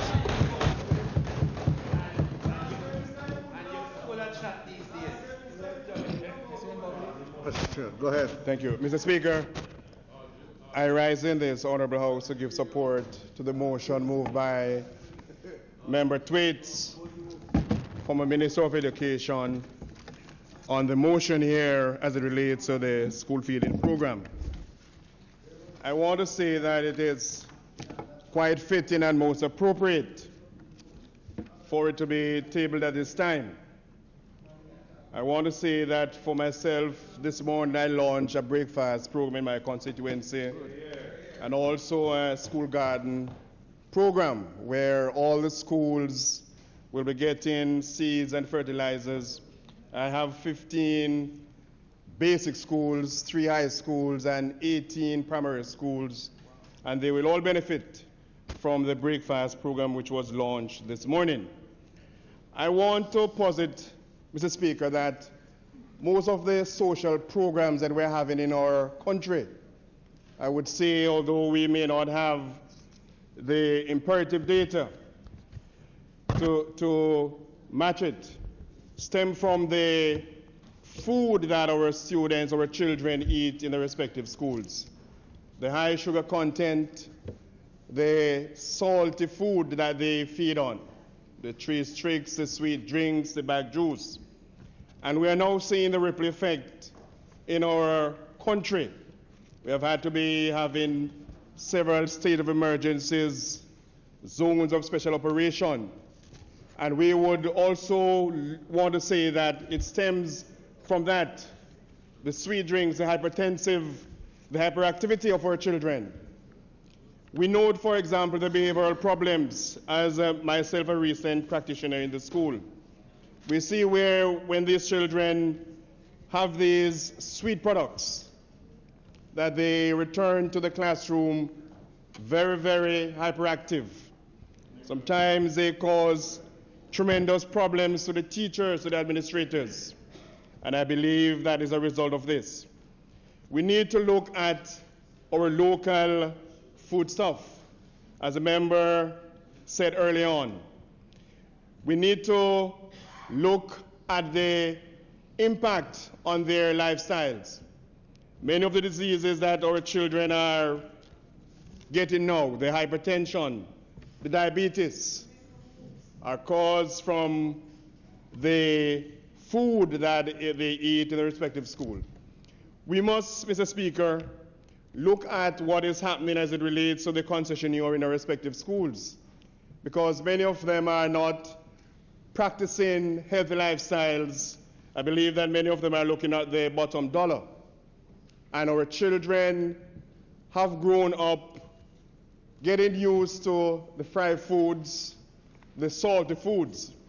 And so I would also posit that we need to have an extensive education program in our schools to sensitize our children as it relates to their eating habits. It will also take a lot of stress and strain of the Ministry of Health, the hospitals, as the children we'll have less of them going into these facilities. We would also have our members of parliament also having more funds to spend on activities not related to illnesses, because I can tell you that right across the country when I make visits to the schools and call, that several parents have had to be calling on MPs for assistance for dialysis and for the health-related illnesses which we have to be given from our meager CDF. And so, Mr. Speaker, this cannot be overemphasized as we debate this motion here this afternoon. I am, though, concerned that as we speak that the school term has not started off well as it relates to nutritional aspect for the students. We know, for example, that the nutrition buildings or products in Westmoreland and St. Mary have been closed. Kingston has been scaled down significantly. And so our students currently in school are not getting what they ought to get. And so we are moving from one extreme to the other, where here they were getting the sweet drinks, the Nutri-Buns and Bullets, and now they are getting nothing. Several schools I visited yesterday are complaining that they have not gotten anything, any nutritional support since school started. That cannot be at all. We are compounding the situation where from the salty and the sweetness, they are now getting nothing at all. And so that will lead to nutritional and malnutrition in our students. And so, Mr. Speaker, as we debate this motion here this afternoon, I give full support. And I know that the Minister of Agriculture is steadfast in looking ahead and what needs to be done.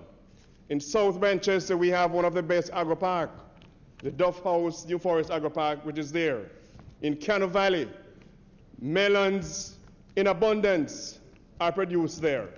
Cantaloupes, cucumbers, carrots. Many times these things go to waste, and I believe that they can be used, put to proper use, to supplement our diet in our schools for our children. So I support this motion wholeheartedly, and I know that good sense will prevail as we move forward to equip our schools and our students with proper nutrition. I thank you.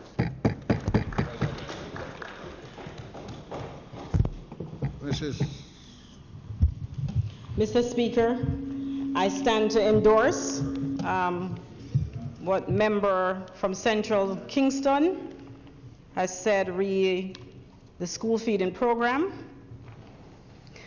I want to thank the Ministry of Health for what they've been doing in regards to Jamaica Move, because that's moving us away from obesity in Jamaica.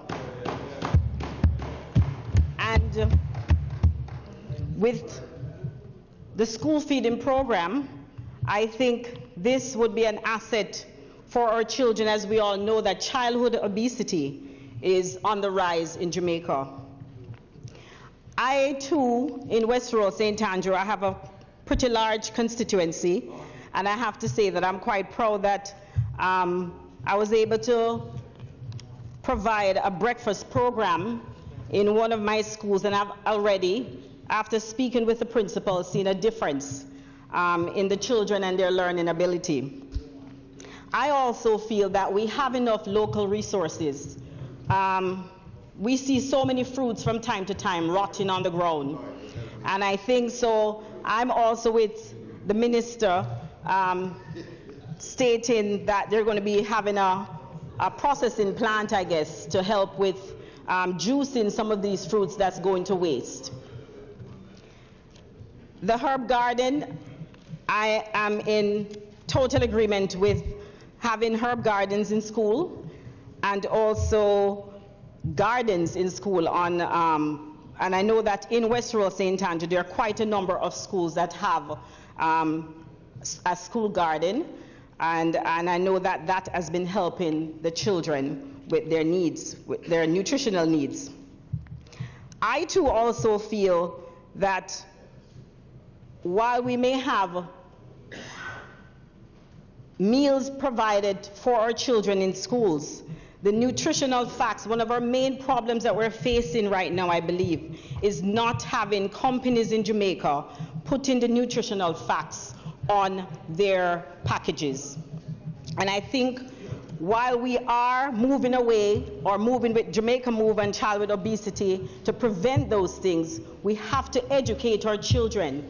And in order to educate the children, we have to teach them how to read labels and to properly understand why we're telling them not to consume so much sugar. However, if you just put on a label that the ingredients is just sugar, flour, etc., they will not know or understand the nutritional facts and why and how much they should have. So I am also pushing for that to make sure that companies in Jamaica comply. We know that it is expensive for the smaller companies to get this up and running, but I would love to see where our local snacks that we have in Jamaica on our grocery floors will one day we'll see the nutritional facts on them and not just the ingredients. I also want to see, and I'm in agreement with our children possibly having a more balanced meal in the schools. You know, rice is fine, but as soon as you eat rice, it breaks down as sugar into your body.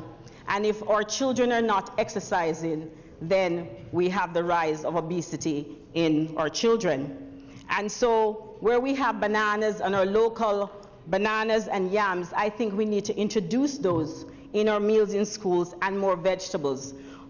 I know that in Jamaica, for all of us, most of us, when we go to some of our cook shops, most of the things that we get is just cabbage. And yes, cabbage is very high in anthocyanins, which we know that it helps in our brain function, and vitamin K. But there are so many other vegetables out there. And even for me, when I go to the grocery store, I am looking for I'm a lover of broccoli, and I'm looking for local broccoli.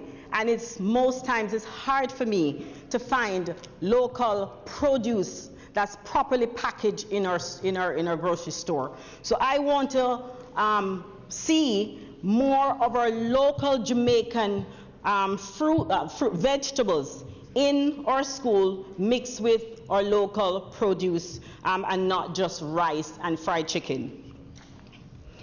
Another thing I wanted to talk about, but I think I just lost my train of thought here. Re the breakfast program. Member from Central Kingston spoke about porridge, etc. But I also want to say that we could have fruit plates. We could have fruit plates in our school. We could introduce those. And we have so much local fruits. We have a season for every fruit, more than one kind of fruit. And so I think when we give the children those kinds of fructose, I think it's much better for them to learn as they break it down in their body. And so if it is that schools possibly can't afford the porridge or the hard breakfast, which I am not for, to give our students the hard, heavy breakfast, because that does not help with learning. However, I believe fruits is something that would be more nutritious and would actually help our students. So I want to say that I endorsed your motion, and I hope that some of these things can be implemented. Thank you.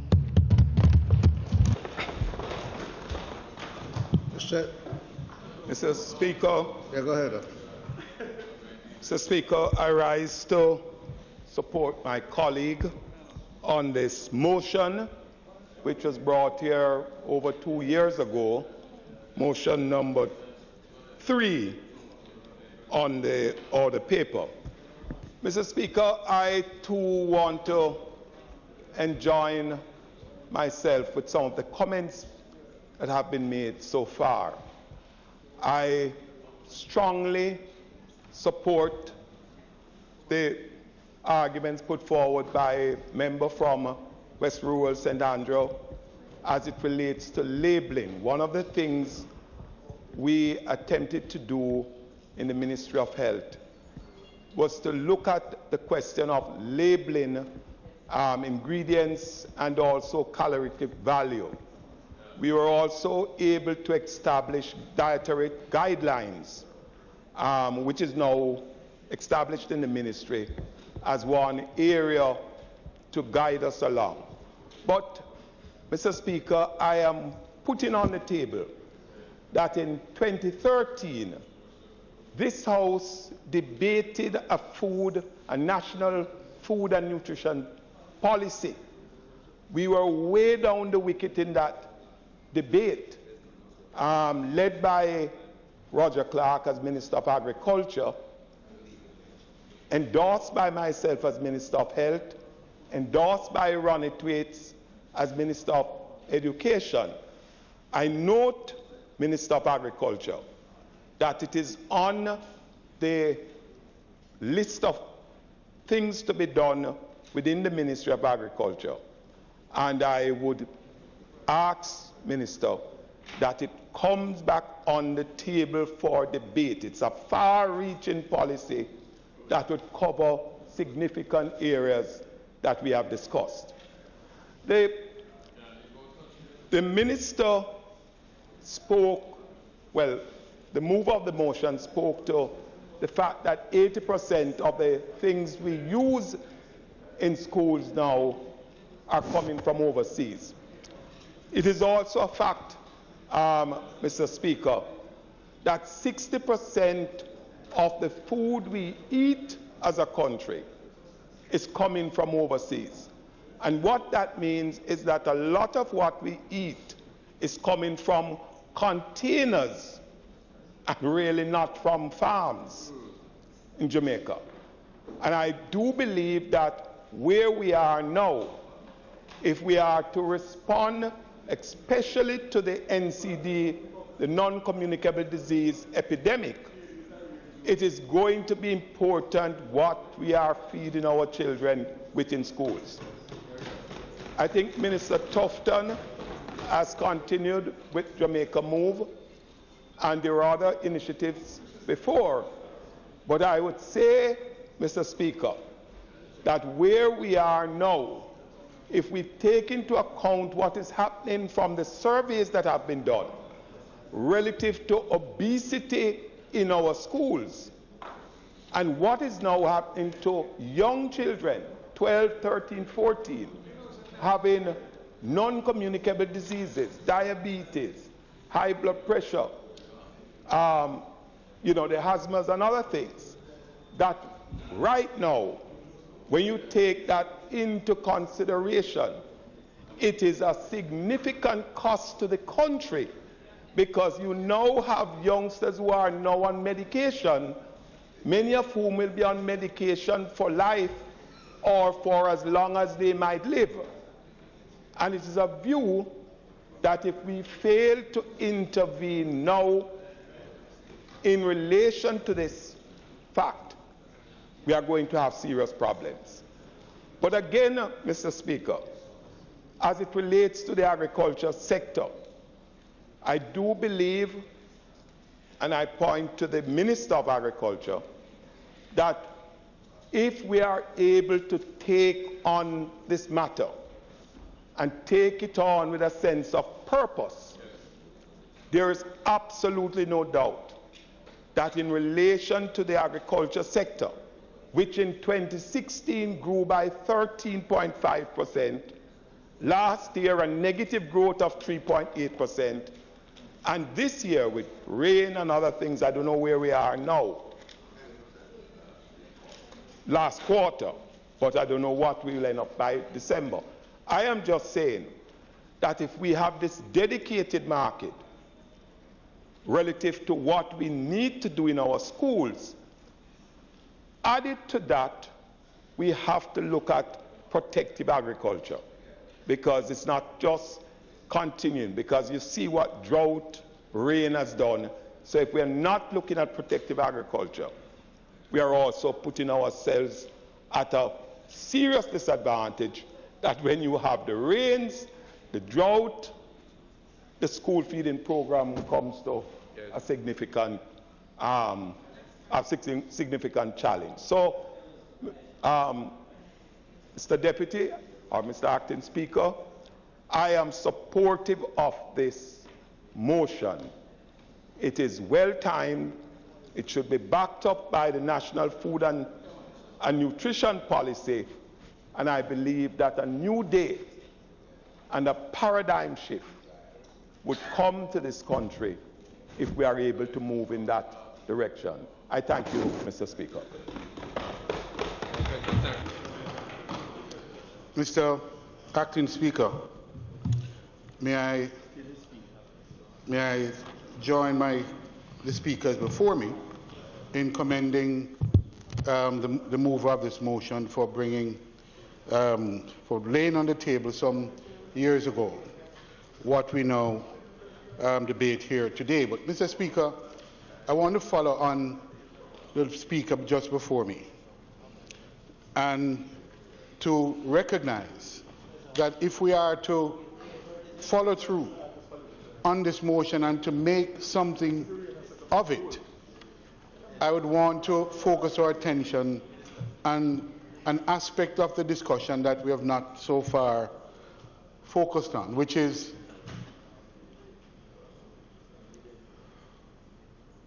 the supply side. We have spent quite a bit of time looking at the demand side of the equation, and quite understandably so.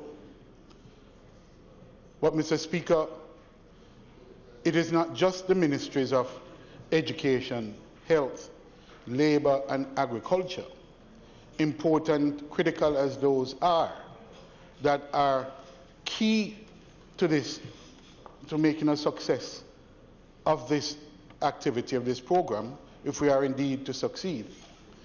But we have to look very critically at the roles of the ministries of industry and commerce, because it is in that twin that ministry with the key activities of industry and commerce, that I believe the failure or success of this endeavor will lie.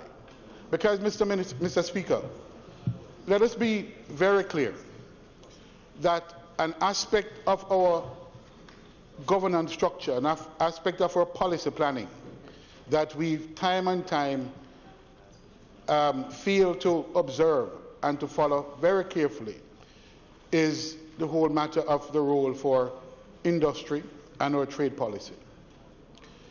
And I believe we ought to have learned some lessons by now.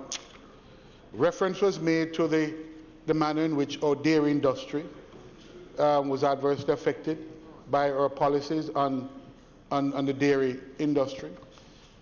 We are still struggling with our poultry industry and the policies meeting the correct policy measures in order to ensure that there is a measure of support. And I speak not so much in terms of protection as I speak in terms of support for local industry. It is all well and good, Mr. Speaker, for us to talk in terms of a food security policy. But to have a food security policy that is then undermined by a trade policy that is not coherent or consistent with that food security policy makes very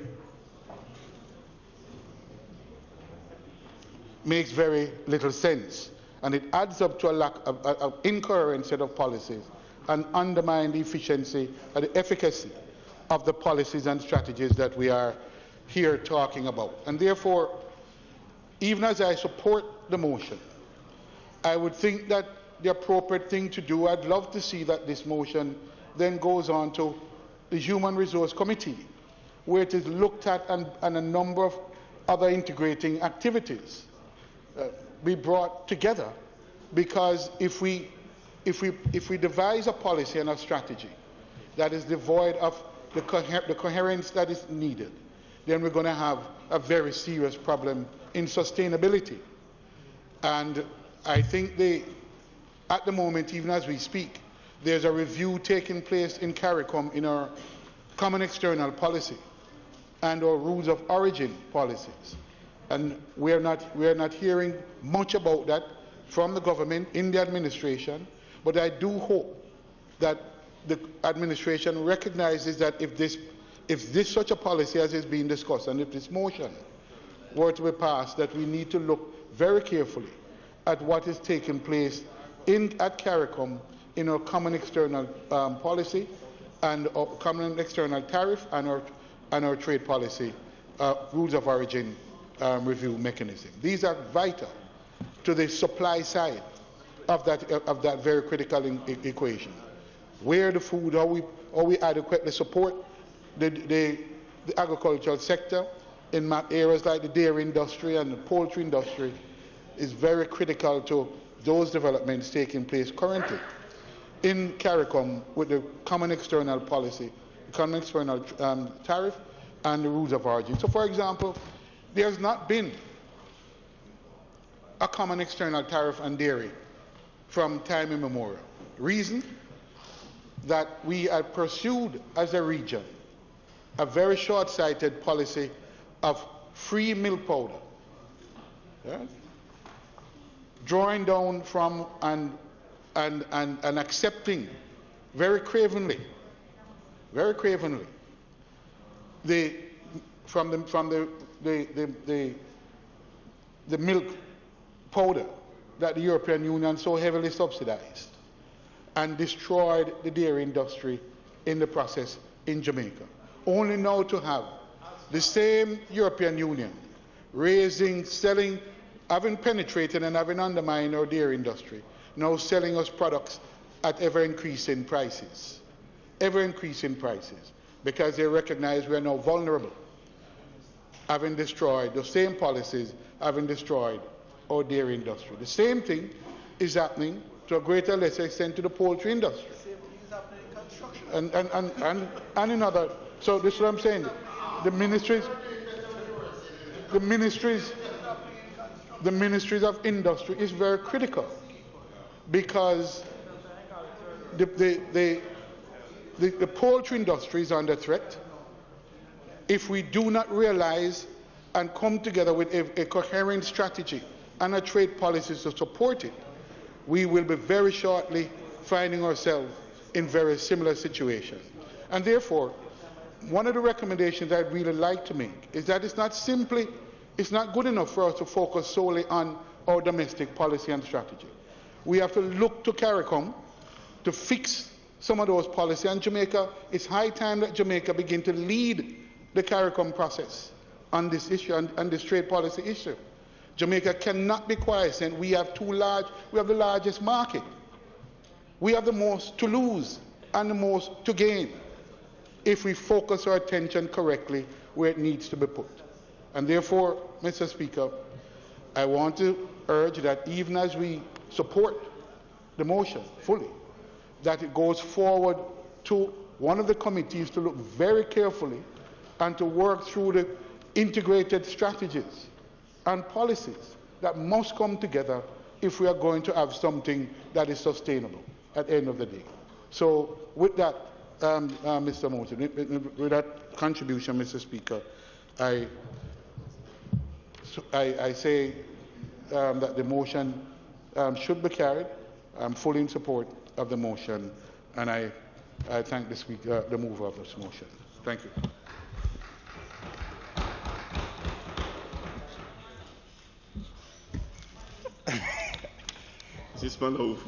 May it please you, Mr. Speaker, I rise to make a brief contribution to the motion, which is resolving this Honourable House to debate and determining a policy for increased use of local produce in the school feeding programme. Mr. Speaker, it is clear that the subject matter is of interest and that there is agreement across the aisles in respect of what needs to be done. I should, however, like to point out that there is, in fact, a food and nutrition security policy of the government of Jamaica, which was jointly done by the Ministry of Agriculture and Fisheries and the Ministry of Health. It's a 72-page document dated March 2013. And it covers all of the issues raised by the speakers so far. And in fact, Mr. Speaker, the policy document at the executive summary speaks to the philosophy and objective of the policy. And it also speaks to specifically what the policy seeks to do. And what is listed in the document is that it will ensure that a sufficient quantity of nutritious food of appropriate quality is available to all people in Jamaica through increased domestic production and a sustainable level of imports, food availability. To ensure that all individuals in Jamaica have access to adequate resources to acquire appropriate food for a nutritious diet, and it sets out other details. To ensure that all individuals in Jamaica reach a state of nutritional well-being through food choices and consumption that reflect recommended dietary allowances, food utilization. And it goes on to say how the policy is delineated in 4 sections: food availability, stability of food supply, food access, and food utilization. And more importantly, Mr. Speaker, it also sets up an institutional framework. So it does appear that we're suffering from what has been often complained about, that within government the right hand doesn't know what the left hand is doing, because at the end of the day, much work went into this policy under the administration under which the member was a member of the cabinet. And so I just wonder about when so much time and effort is put into work and follow-up is to be done and it is not done, whether we're going to retraverse the ground. It is clear that the subject matter is of interest, but the work that this Parliament is called upon to do, that substantially has already been done. May it so please you, Mr. Speaker. Mr. Speaker. Thanks. Yes, Mr. Wright. Thank you very much, Mr. Speaker. I rise in support of this motion. And in supporting the motion, Mr. Speaker, and following on what the previous speaker just said, I want to focus more on how we could implement the aspect that speaks to the use of local food in the nutrition of our school children. I'm not affair with all that is in that policy, but what is absolutely sure is that from a small farmer's perspective, and also from an investor's perspective in agriculture, one of the things that drives the decision is the demand. What will make this program work and what will make the motion feasible is, as my colleague from Western St. Andrews said earlier, is how will we be able to create the supply that is needed. Right, and Mr. Speaker, this supply would be driven, as was mentioned earlier, by a proper table and tabling of what would be the diet that we would want to offer in these schools, as that was said. Upon tabling that diet, then the minister and those in the agriculture sector would look carefully at what aspect of that program we can supply. We would then be required to mobilize the resources that we already have in terms of RADA and the JAS, to ensure that we match the productive systems and the supply chain with the demand that will arise from this demand in our schools. And this period would be a period of an exciting 10 months within which school is in session. And it could be so timed that the production would peak just about at the start of the school year. And I say that, Mr. Speaker, in terms of what would be required under that program. The vegetables, the staples, etc. Is that once we get that right, then I think that there is enough resources in terms of the agro-parks and the other areas to really synchronize the production. I don't think that what is being asked for in this motion is beyond our current capacity. What it does is that it enhances and creates a driver for an economic stimulus, primarily in the agriculture sector and for the farmers that will be so geared towards producing these products. And why I started this way, Mr. Speaker, is that if you look in the sector now and you look at those who are producing, I know for a fact, and there's data out there to suggest, that we have a very unreliable and a very unpredictable supply of agricultural produce coming from the sector. As the colleague says, the hotels complain, the exporters complain, and I also understand the level of spatial variability that is involved in agricultural productions. But as I said, it is not beyond us. It is not beyond the extension officers in RADA. It is not beyond us as a country to really study what is really required. And I think that this school feeding program, if we make it the mainstream driver, if for most of us as member of parliament, when somebody comes to you and they come to you for like chickens or agriculture supply, you ask them, so where are you going to sell this product? A lot of them would tell you that they already talked to the principal and they're getting a little contract. It therefore means that there is an informal demand that this program would formalize under the auspices of the government, driven by the Ministry of Agriculture, to create that boost, because it will affect the primary producers that are greater in numbers out in the constituencies and across the country. The government would more have to be a facilitator of engendering that this level of production is sustainable. And my colleague from Northwest St. Elizabeth said it best. The incubators that are now built, 8 of them, that's one good place to start. They are there, they are sitting, and they are waiting. Another place to start, as mentioned, would be the school gardens. But in terms of making an investment and reliability of supply, the school gardens is good for bringing youngsters into agriculture and getting them to know the culture of agriculture and getting them into a culture of production. But to supply the number of students that will be demanding of this project, it's something that will require nothing less than the scale of a Minister of Agriculture sanctioning that particular project to ensure that the stimulus is given to the small farmers to produce. And that could be a driver in our economy. And the last point I want to make in support of the motion, because I really want it to work, is to integrate the whole issue of the agro-parks and the irrigation system, some of which I see in this year's budget. The focus this year was on onions and Irish potato, becoming self-sufficient in those. The next step would be to see how well those are incorporated into this program to create that demand and ensure that we have proper utilization of those agro-parks.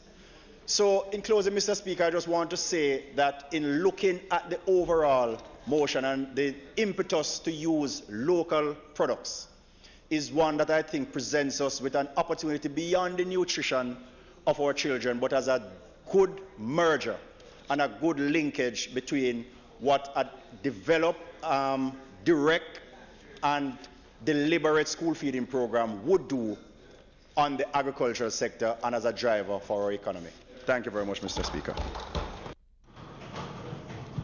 Dr. Bloomfield.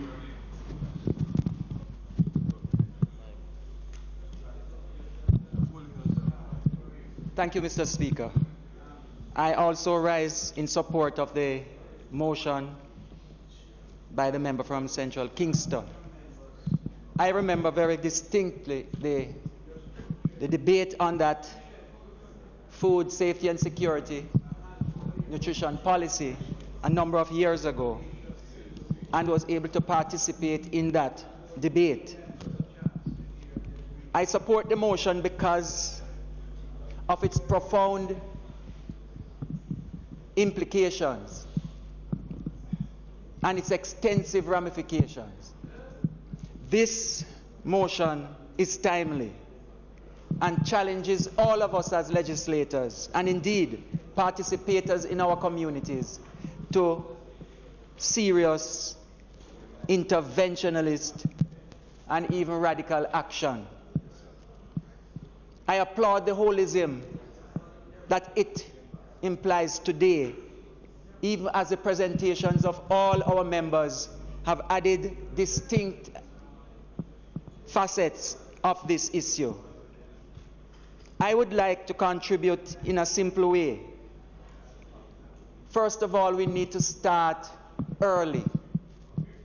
Early childhood and so on has been talked about for the last number of years and has impacted society and community at large. And now we understand that we ought to start as early as is possible. And nutrition is one of those areas which we can start. I moved a motion a couple of years ago concerning obesity, which, because of the legislative agenda, was not taken and was not debated. Why? Because I saw obesity as one of those factors which are going to be very critical in our country's development. Obesity, not only adult onset obesity, but childhood obesity, and the myriad implications that it has for our national development.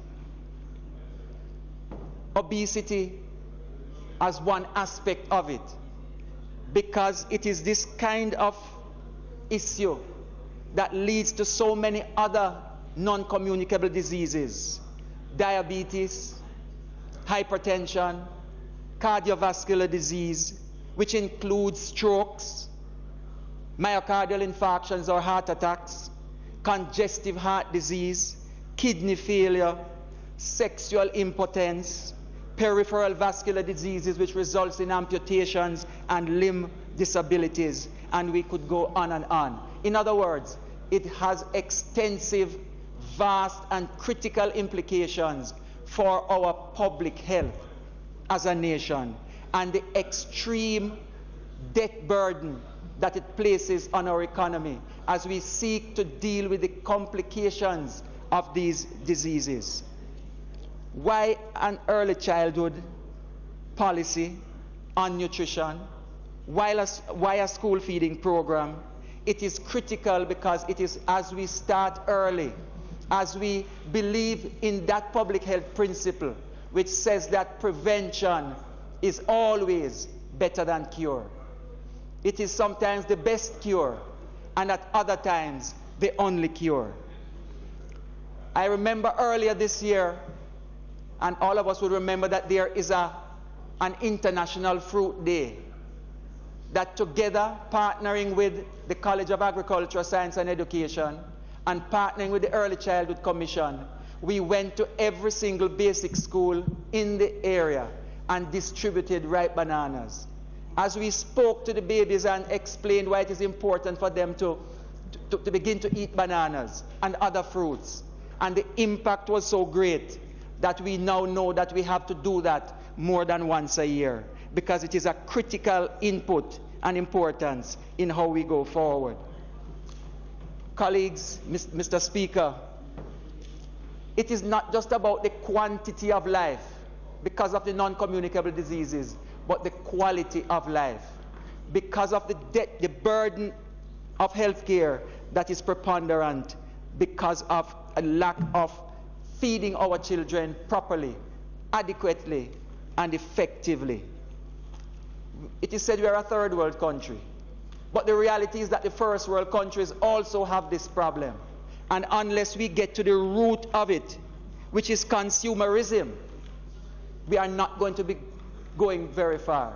The reality is that, one, many of us look at nutrition as a side issue.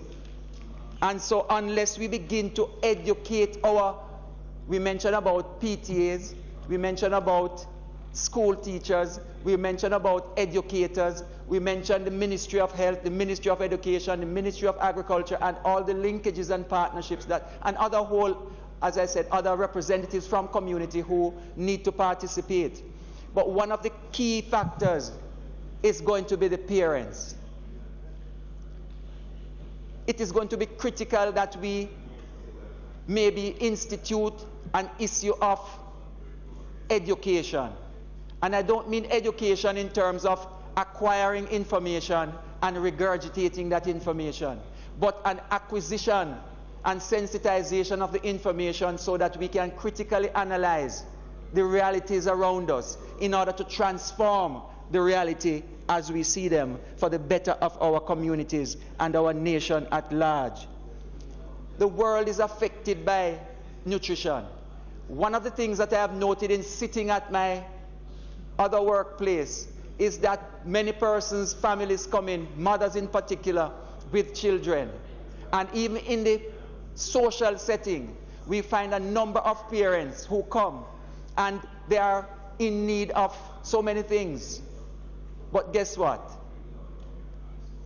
They have a baby in hand, a child, and the packaged food, the boxed drink, the bottled drink, or whatever it is, the number of calories that that little child is already conditioned to consume is already a huge prohibitive factor for us. Our parents must understand that it is at that stage that we need to change the paradigm. It is at that stage that we need to shift the focus. Because when these children acquire that taste, it is almost impossible to stop. When you talk to parents and I advise them, number one, they say our local products, in the first instance, the presentation is not good. In the second instance, the quality is not up to par. And in the third instance, it is too expensive when they compare it to what is being dumped on us. So there are many factors why parents will resist even the very thought and the very idea of the interventions that we are promoting today. So we need to get to the heart of the critical issue of parenting and of the information and sensitization that is needed. How do we sensitize them? How do we communicate to them effectively? And how do we mobilize them in order to make it happen? It is good that we have all the ideas today, but it is not just the accumulation of the ideas, the packaging of the ideas. It is the continuity of effort and even the fixity of the purpose to make it happen. that is going to effect real change. Today, as I stand here, I know that our parents are going to be critical in this. I know that our parents, even if we give information about fruits, basic idea of fruits, fruits come in different ways, and sugar comes in different ways. There is galactose and lactose, which is milk sugar, and milk itself will break down to sugar. There is fructose, which is in all the fruits, which are complex sugars, will break down to simple sugar or glucose. And because the body cannot store sugar, it will reconform it and store it as fat. And that is where the obesity comes from and the challenges arise. So if we continue to suggest that so many of our young people are getting obese based on fruits alone, so vegetarianism is not necessarily the answer. It is part of the solution. But when we begin to eat our mangoes, and we know how sweet our mangoes are, when we begin to eat nestberries and papaws and ripe bananas, and we could go on, some basic simple facts to our parents in terms of how they handle their children at home, and our teachers in terms of how they handle our children at school. For example, simple portion control. Our babies have huge plastic bags of imported food stuffs in their hands, huge bottles. And why would a 3- and 4-year-old have a huge bottle of soft drinks when a quarter of that would have been necessary for the nutrition required, daily required nutrition? There is already information, a body of information in our national and regional bodies. The Caribbean Food and Nutrition Institute, for example, can tell us exactly how much calories is in each piece of whatever we want to know. The question is, are we monitoring the portion? That alone will eliminate 30, 40, 50, 60% of the sugars that are being acquired and ingested by our students, our children. And that alone already will cut our sugar content by 50, 60%. So that's one thing. The Jamaica Moves is a good and useful tool as well. So the combination of all these things will become necessary. So I am suggesting to all of us that we re-educate our parents, and of course all the extended families and caregivers, that we unlearn some of the things we have learned in the past, that we begin to take up real leadership in terms of those agencies that we have control over, the RADAs and the 4-H clubs and the school institutions and so on and so forth, in order to make it happen. I am suggesting that we begin the mobilization immediately, because I suspect that unless we do it from the parents' perspective, unless we, as the prime influencers and formers of culture in our children, that we get there immediately by influencing them more than influencing any other group to start with. Because what is the point in giving a child a wholesome, healthy, well-proportioned, balanced, pretty plate, as we call it, with all the fruits and vegetables that will attract them? They have that at school, and by the time they step through the door, the parent stops at one of the stalls or one of the shops, and the child is walking behind the parent with a huge drink of sugar and a huge bag of sugar. And by the time they get home, there's another set of sugar, and so on, and so on, and so forth. So we ought to be able to see where we are going, mobilize our parents, and get going, because the implications are awesome and ominous for our country. I support this motion, and I hope that it will produce the action that it deserves, and that the testing of this activity will be in all of us as representatives stepping out tomorrow and making at least one difference in our educational institutions at the early childhood level. Commit to it, act on it, focus on it, look at what are the achievables, and therefore measure them. And so at the end of a year, we can come back and say, listen, I did that because of this extremely wonderful motion, and my children in my constituency were the beneficiaries. Jamaica is the beneficiary, and good and wholesome health care has been delivered to our constituents. I commend it to you as well. Thank you, Mr. Speaker.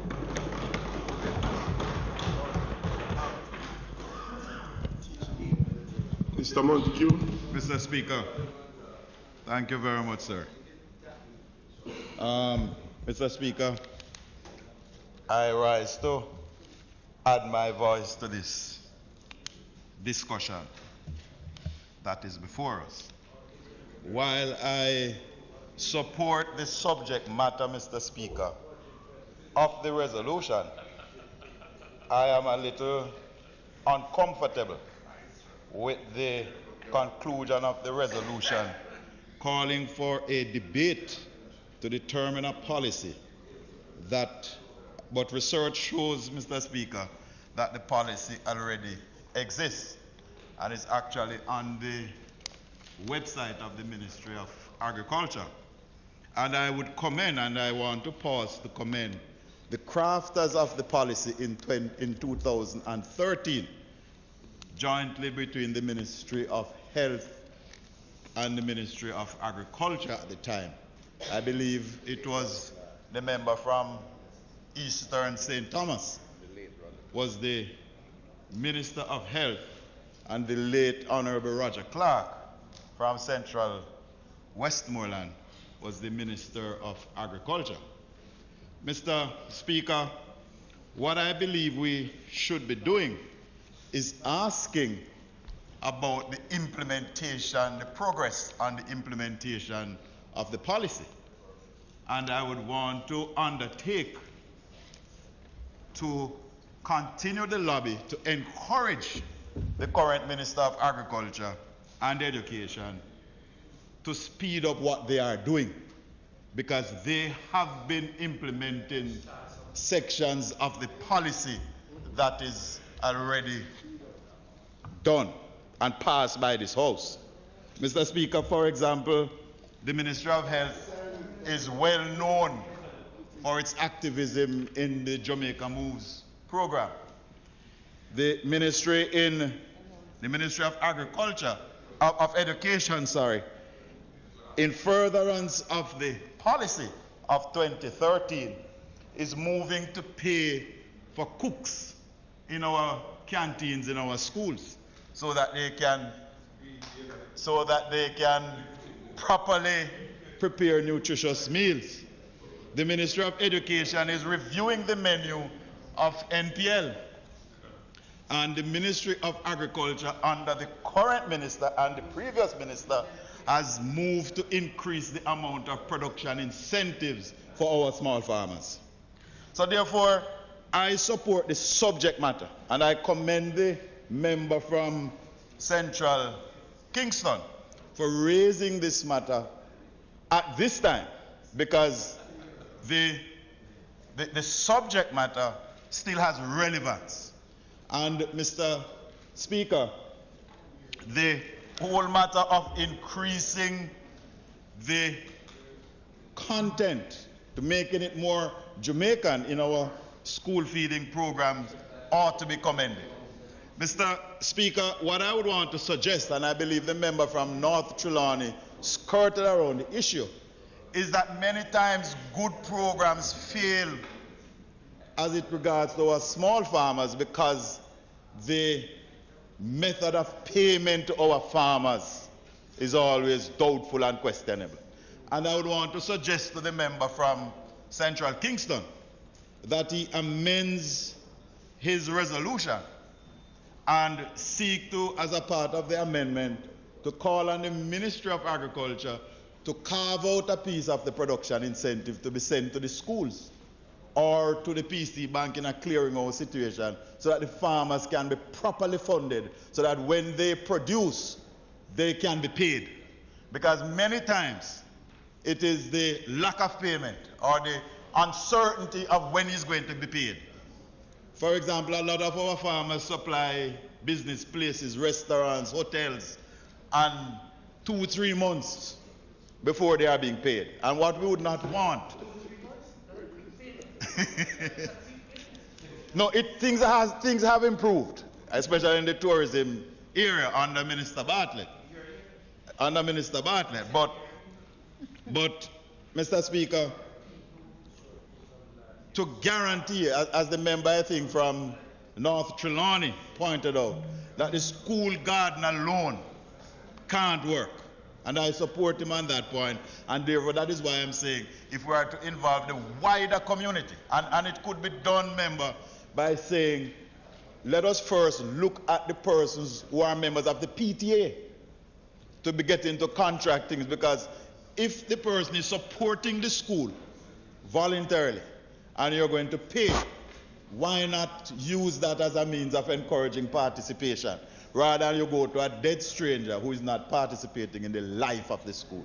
So I would want to commit to continue to encourage the Minister of Agriculture, the Minister of Education, the Minister of Health to continue to look at the policy that is already approved by the House and to continue to implement its provisions.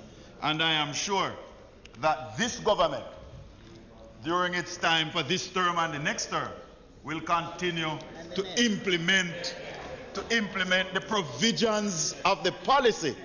And in closing, Mr. Speaker, I want to commend the member from Central Kingston for raising the subject matter, but ask him that because the policy is already there, no, but you're calling for a debate and to determine a policy. That's why I'm asking for an amendment. It's the implementation that which I believe both of us are at one, on the implementation. And I support you on the implementation and would want to suggest the whole matter of use, whether of some of the path payments or some of the production incentive, to go into a pool to help to pay the farmers that will produce for this program, if it so pleases you.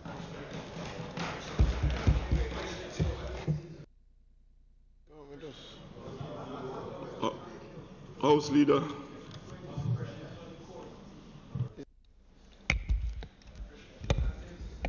Mr. Speaker, just as I observe that has been transpiring in this House, there's a term used, as it so pleases you. I'm unfamiliar with the term in the House. I am familiar with it in the court. So I ask those learned, I ask those learned colleagues to just simply say, make reference to you as the Speaker. All right. Having said that, and hopefully we'll have no more of that kind of utterance in the House. Mr. Speaker, I now call on the member of Central Kingston, who did not, he gave notice that he intended to move the motion today, dealing with the UTEC matter. So I call on him now, Learned Counsel and Member of Parliament. You've suspended both, two motions, you know. Oh, yeah. But no, he hadn't joined it in his presentation, you know.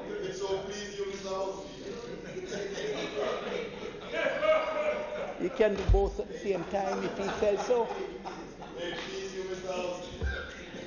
I am not convinced that a member cannot rise to address both resolutions standing in his name if he gives notice thereof, which he did. I would like to be challenged on the subject, but I am not convinced that it cannot be done. However, if you wish, Mr. Speaker, I will ask that this motion, as discussed with the member, be suspended until next Tuesday. And I trust that the member the Minister of Agriculture, I know, has expressed an interest in making a significant contribution.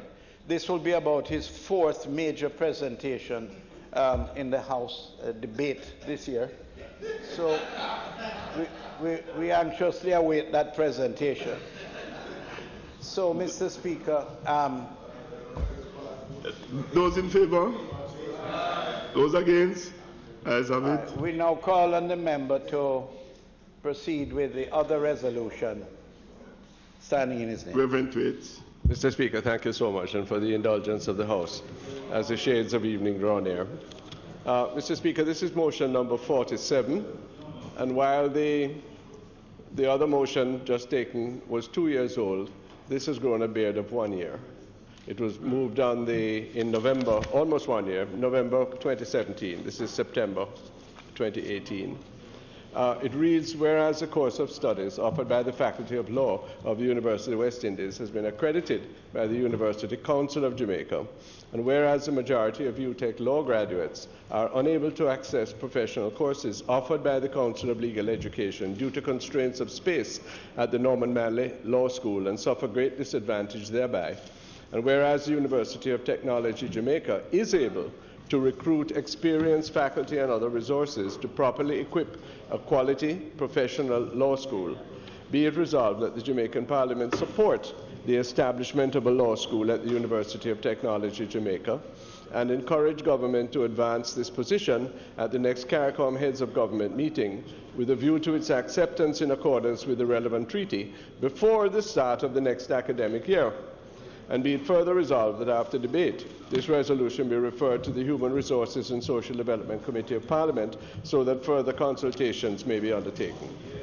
Mr. Speaker, so as will happen in many of the presentations of the motions that have been on the table for many months, if not years, you find out that the events have overtaken some of the provisions thereof.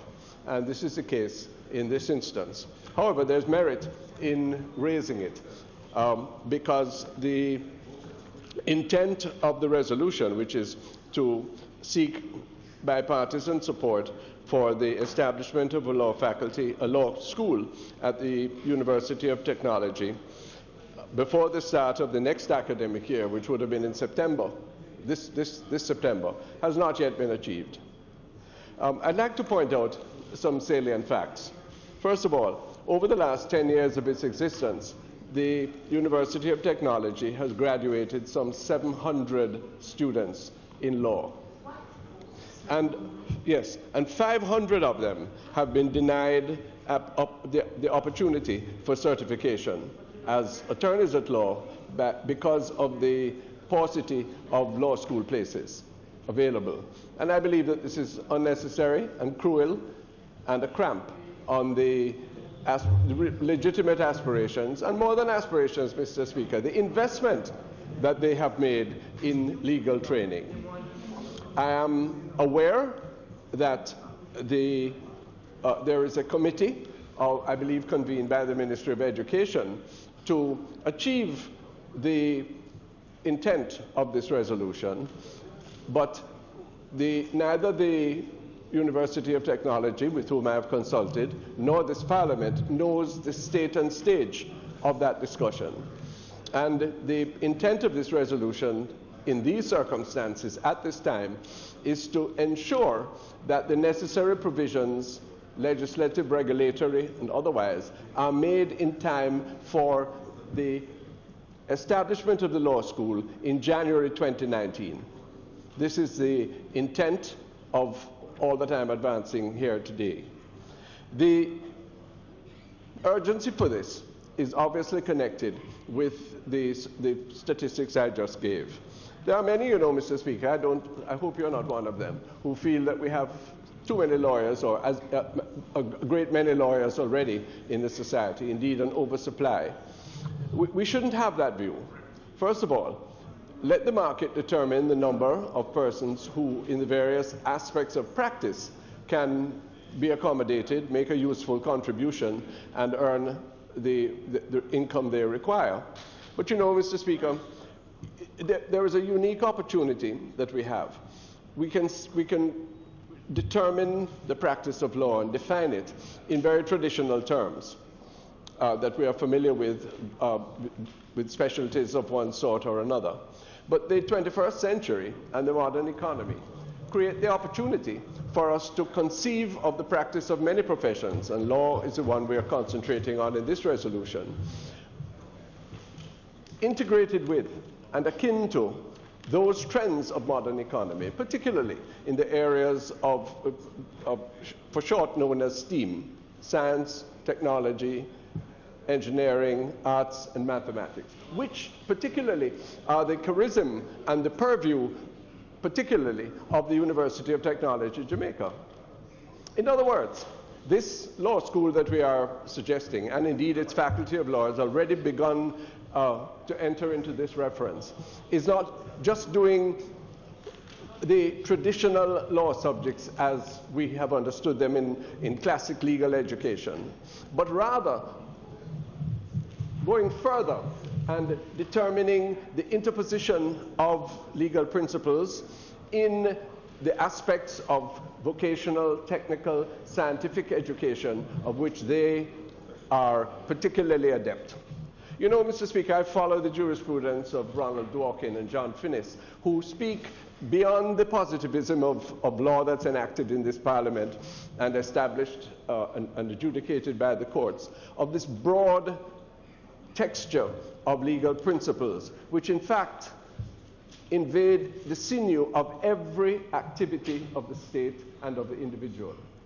And accordingly, there are a wide variety of jobs, legal professional aspects, which we don't really conceive of normatively now, but in fact have a very important role in national development and in the achievement of personal ambitions. And therefore, we shouldn't worry that a lot of our young people aspire to be lawyers.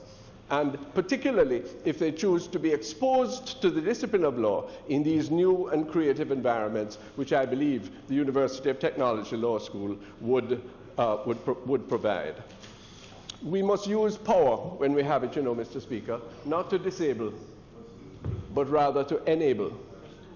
And we have for long as a society understood that it was unfair to have these students preparing themselves with the ambition of legal certification and yet being unable to do so because of the regulations that we had originally put forward for this profession. And so I am moving that, but there's a somewhat broader context which I also want to mention. You know, Mr. Speaker, we're talking about a law school at the University of Technology, Jamaica, but there is a fundamental injustice that's being done at that institution. And again, it transcends any particular administration. It is something that is of great importance to all of us. When you look at the allocation of state funds to the University of Technology, you will find that the allocation that government makes, previous government, present government, governments before the last this and the last administration, the allocation per student to the University of Technology students is about 30% of what the University of the West Indies student gets. And yet we expect that the University of Technology will produce the same quality and range of outcomes as its sister institution. And similarly, if we look at the other institutions of higher education in Jamaica, again, the University of Technology is on the lower end of institutional assistance. Now, Mr. Chairman, Mr. Speaker, I'm not suggesting that anything be taken away from any of the other institutions, but I am urging government, and I would be pleased for a response affirmatively in the course of the debate of this motion, that they would abate the injustice of which we are speaking. The University of Technology deserves to be given by the state, so long as we continue the present modality of funding tertiary education, to be put on a reasonable and equal par with the other institutions. Their salaries of their lecturers are depressed. They find it very difficult to attract personnel with terminal degrees because, in fact, the money is short. And they have, in fact, had to go into a number of areas which they might otherwise not have ventured into because they are trying to earn money from other sources. Could I just give you the figures, Mr. Speaker? Page 313 of the latest survey, Economic and Social Survey of Jamaica for 2017, indicates that the University of the West Indies per student, per capita, receives $520,190, whereas the University of Technology Jamaica is $152,568. I'm sure you see the distinction, and it cannot be explained. It's simply an anomaly that has to be developed, has to be changed. I'm urging that government be swift in intending this, and also it is important that the consideration both of the law school and of the general enablement of the University of Technology take place within the context of a full and broad discussion about the philosophy, purposes, and modalities of tertiary education in 21st century Jamaica. You know, Mr. Speaker, we haven't really done that before. Certainly not in this House, to the best of my knowledge, over 20-odd years. We have allowed tertiary education to develop pretty much on its own, and with sporadic infusions of our energies and thoughts. We now need to look at it in a holistic way, and in terms of how our institutions collectively are dividing the available resources, catering to the required needs, and being seen as institutions of quality, which can in fact attract the attention of students, the interest of students, and also meet our human resource needs. Referring finally to the issue of the law school, Mr. Speaker, the intent of the University of Technology, fully understanding the ramifications of the Caribbean nature of the way legal education has developed, are seeking the approval of the government so that they can in January begin a program to ensure that their graduates of the law school proposed will in fact be able to practice in Jamaica. Let us do that while our government, through the CARICOM machinery, sees to the wider certification of those graduates in the broader Caribbean region, as others are so entitled to do.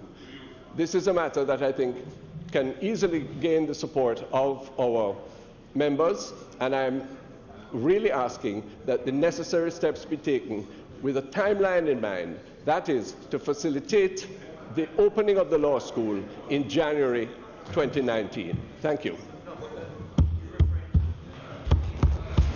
Mr. Speaker, I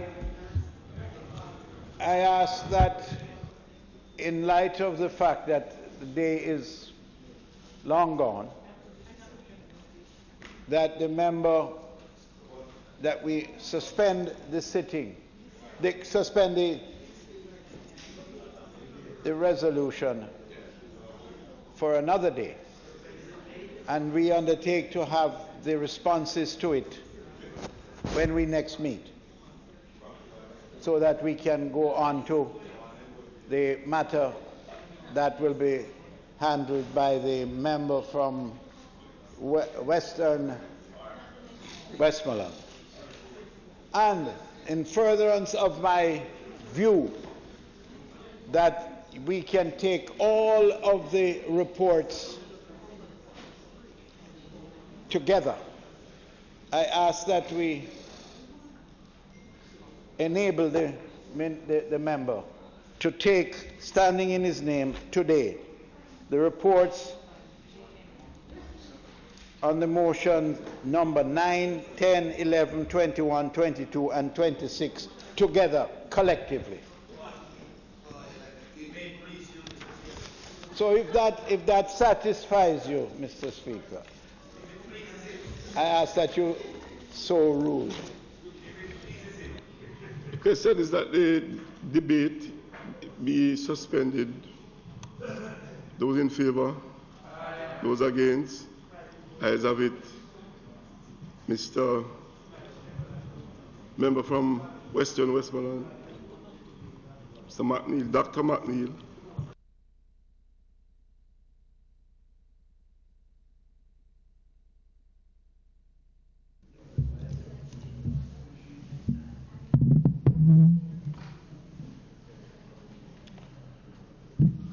Thank you, Mr. Speaker. Mr. Speaker, before I start, through you, I want to address something that was said by House Leader earlier. And I think it's something, Mr. Speaker, as you know, the PAAC, Public Administration and Appropriations Committee, deals with current matters. At the end of the financial year, we usually have a little carry-on, but then we move back to the current financial matters. The PAC then takes a sort of retrospective under the guidance of the Auditor General. So basically, a lot of the reports that we are reviewing, to be effective, they have to be dealt with in a timely manner. Today, the House Leader spoke about taking 5 and the fact that he would like the committee to, for me to take these reports now. I think, Mr. Speaker, I would just make one point to the House Leader. I'm very happy that he's starting to take some of these reports. If you notice, when we go back, the reports we're taking start from June 2016. It is not the committee who indicates when these things are debated, but the House Leader. And I'd simply like to make the point that I'm hoping that this is an indication, not that today we needed to fill the gap, but that we are going to seriously looking at taking the reports that have been tabled and taking them in a timely manner, because quite frankly, if we have the interim report, fiscal report that comes from the Ministry of Finance, it is of little value for us to be debating the interim report from October 2016 in September 2018. That makes very little sense, although some of the recommendations. So what I would ask is that I will urge the House Leader, and I will be a little more vociferous in doing it, that coming up shortly we will be doing the fiscal papers again. I will be seeking and urging that we get these reports in a timely manner. And quite frankly, Mr. Speaker, there are a number of reports, whether it is the national security with the used motor car vehicles, which are outstanding, things that were done on the bushing programs, we have a list of reports that have to be debated, and we look forward to doing them. It may not be possible to, we will try and catch up and ensure that we can get into more timely manners. Mr. Speaker, the House Leader has put 6 reports, and I think we can take some of them fairly quickly. And they're only, what I'm going to seek to do, the reports are tabled, and members can take the opportunity to look at the reports. What I'm going to do is simply highlight a few of the issues that I feel are germane today, and the recommendations that apply still, and try and move as quickly as possible as we can with that. Mr. Speaker, in the list, number 1, there's number 9, which is the fiscal policy paper on the interim report financial year 2016-17. And at number 26, there is the report on the fiscal outlook for financial year 2017-18 and the impact of the tax measures on consumption. I'm going to start with your leave, Mr. Speaker, in taking those 2 first, as they are enjoined. Mr. Speaker, just in a brief, because there were a number of things. If you will recall, the fiscal policy paper interim report, this was tabled November 9th, 2016. And at that time,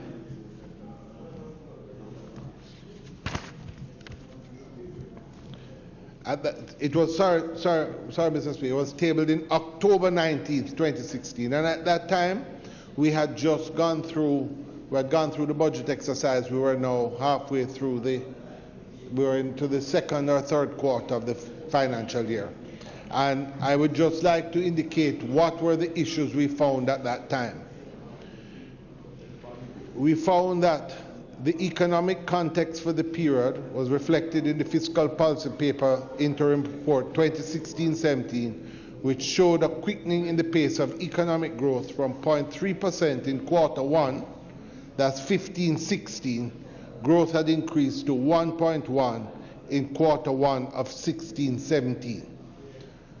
However, some members of the PAC were concerned, however, that a shift by the government to a system of indirect taxation, which is widely documented to have regressive impact, could negatively impact low-income earners. So this was immediately after we had had the budget debate in which the new tax policies had taken place, including additional taxes on gas, etc. And there was a feeling that these could have a regressive impact on growth. So our recommendations at the time, Mr. Speaker, were that two things: that in future, before introducing major policy changes with reported consequential impact, that the government of Jamaica should undertake analyses of its potential impact on the economy. It was one of the things that we recommended, and there was a long discussion on whether tax committee, which had been proposed previously, I think the leader of the opposition, and there had been discussions with the former Minister of Finance on it, whether these things should be discussed at length rather than just being imposed.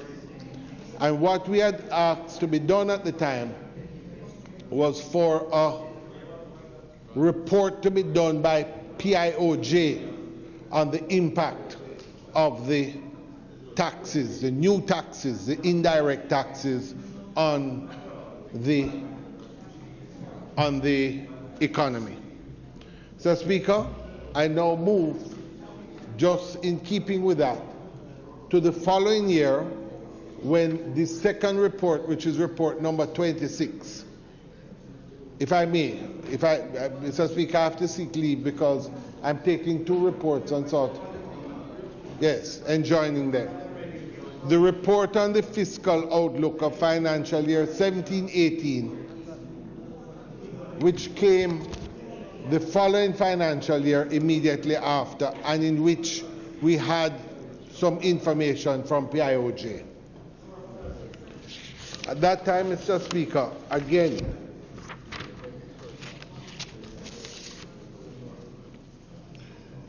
two things came out of that report, Mr. Speaker. The first was we were advised that there were several risks to the financial outcome at the time. However, these risks were partly mitigated by the continued strong performance under the precautionary standby agreement with the IMF. Given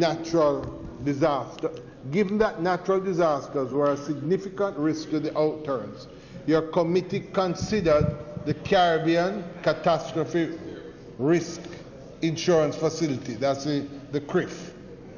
Members expressed concerns that even after 10 years, Jamaica had never received a payout from CRIF, segregated portfolio company, though there had been significant damages resulting from disasters. In reviewing the findings of a study by the PIOJ, and this was a study that we had asked to be done after the fiscal, we found that this study on the impact of the tax measures on consumption that were requested by the committee, it was found that individuals from the wealthier deciles would benefit more from the new tax measures. The members were concerned about the negative impact on the poor, particularly those who were not beneficiaries of the program of advancement through health and education path, and the committee further stated that based on this, they wanted another study to be done to show how the implementation of the tax policies and how we could mitigate against this negative effect on the persons.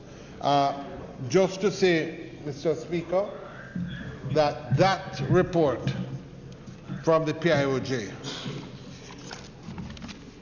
is here. It was given to us on the 28th of April this year. We received it in May 17th. And it is titled Who Benefits and Who Pays? And the committee will be looking at it. Just to say to you, Mr. Speaker, that it is something we need to look at, because just in the basic summary of it, it follows on the same discussion that took place at committee, that the new tax measures, these indirect taxes that have been placed, have a far more damaging impact on the poor than the wealthy, and that it is something that we must look at. The committee will be reviewing this, but we will be going forward. And I'm just tabling it here because it is something that, even though it is 2 years later, it is still of concern to us moving forward.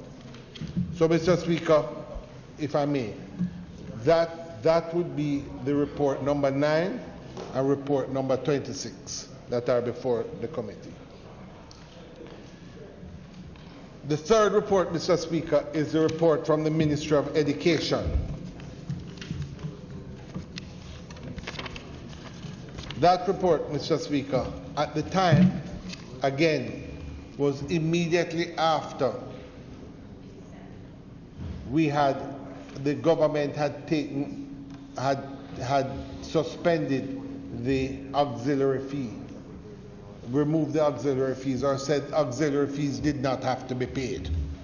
So that was brought up at the time, and it was in the midst of that discussion.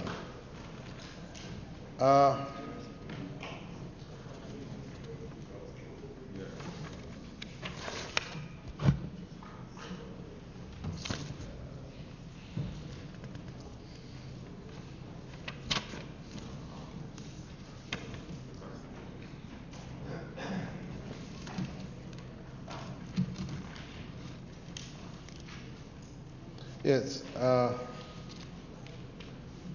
Speaker, let me.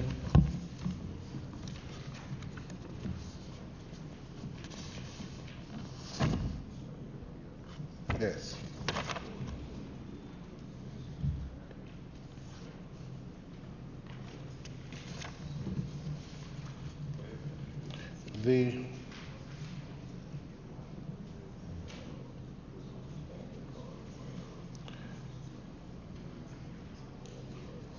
There were a number of recommendations that were made here, Mr. Speaker.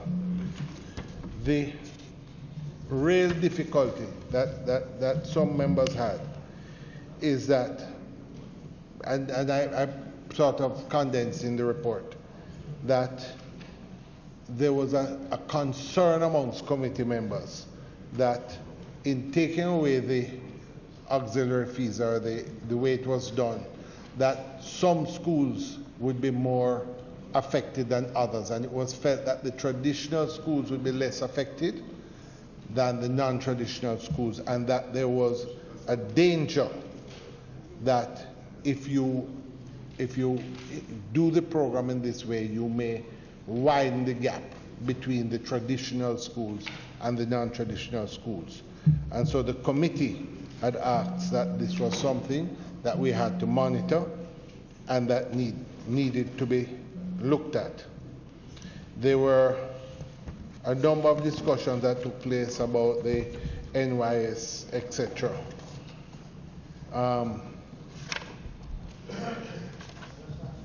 Yeah, but that was the fundamental issue that came out about the Ministry of Education at that time.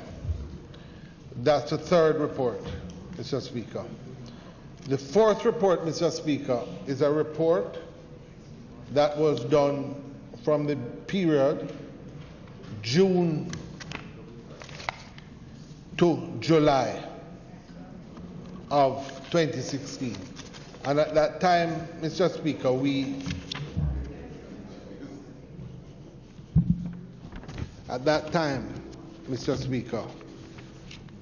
had taken a number of the commissions.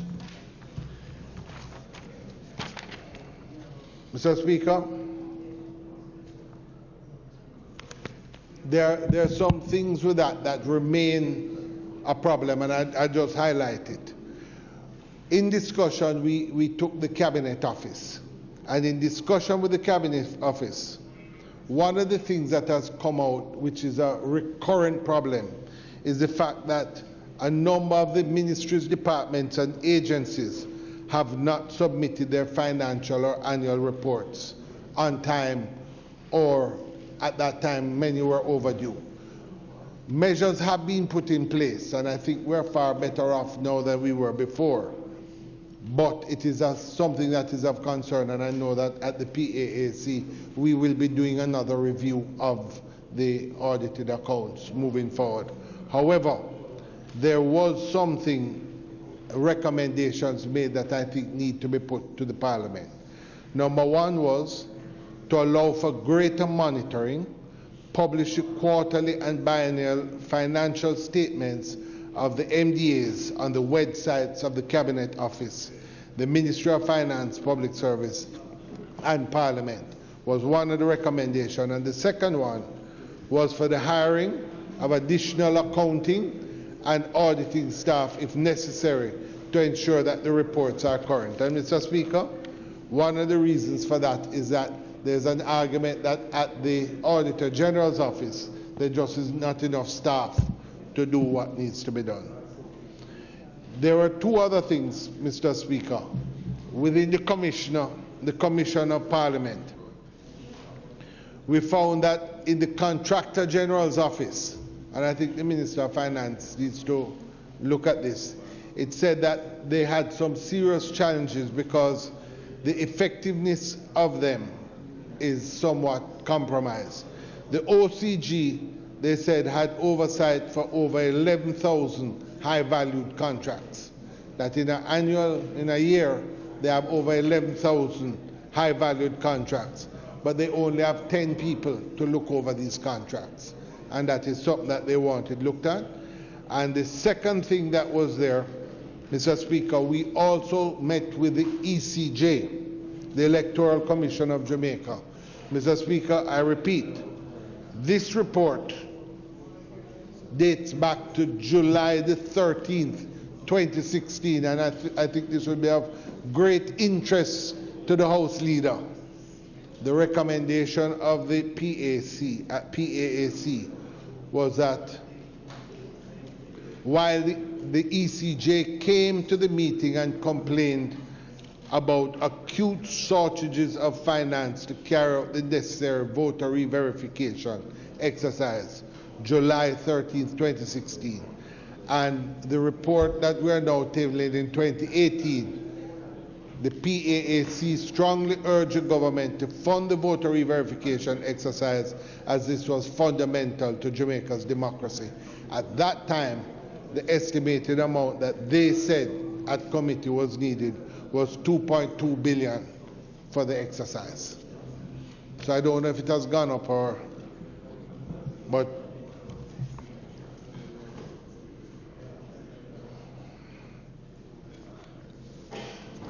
Mr. Speaker, the fifth report is a report on the Ministry of National Security.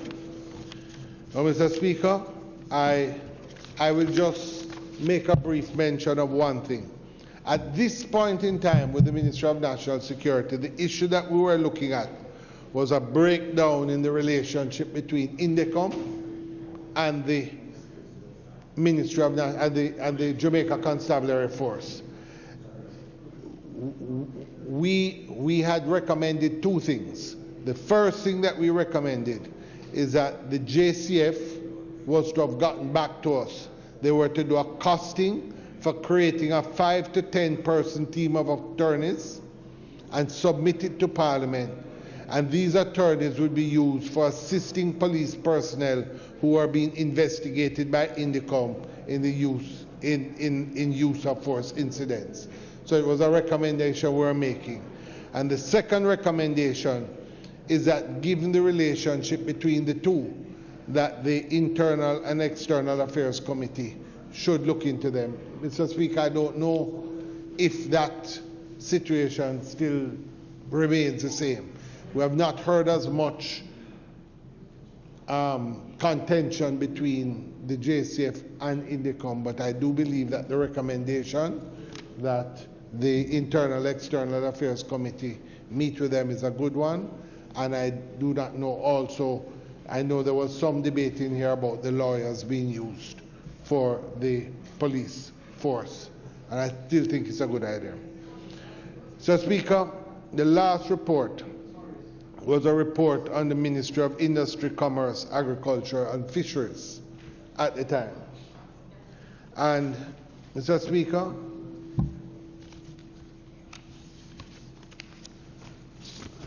that at that time,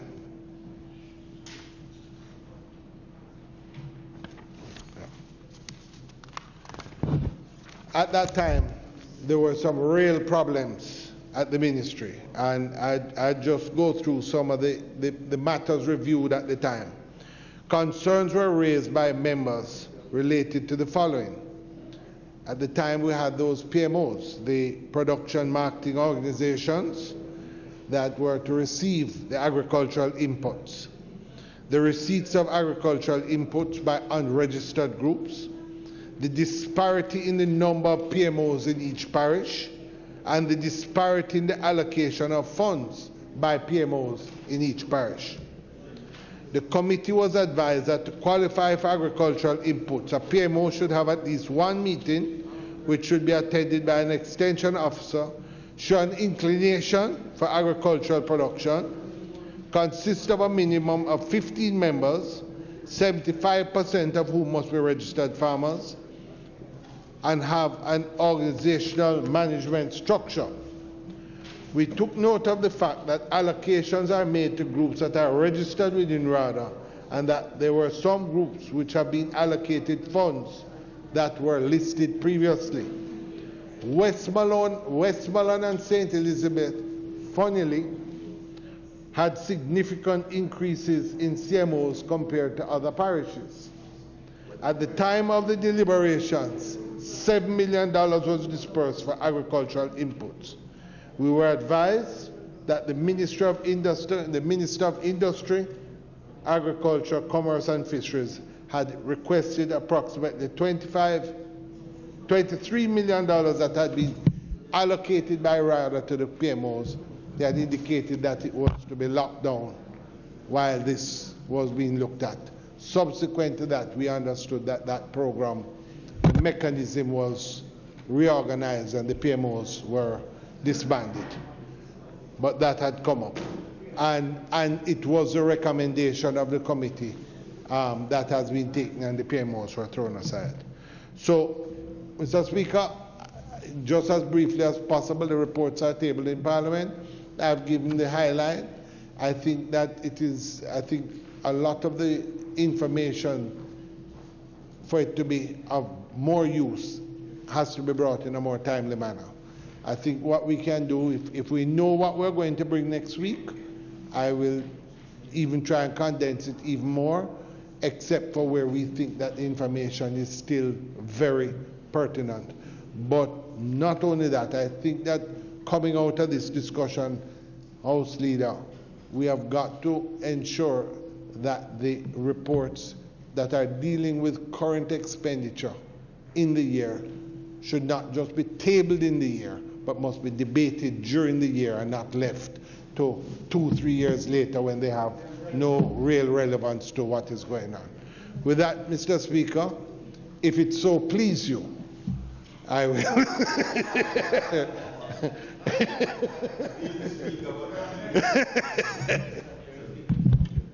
Thank you, Mr. Speaker.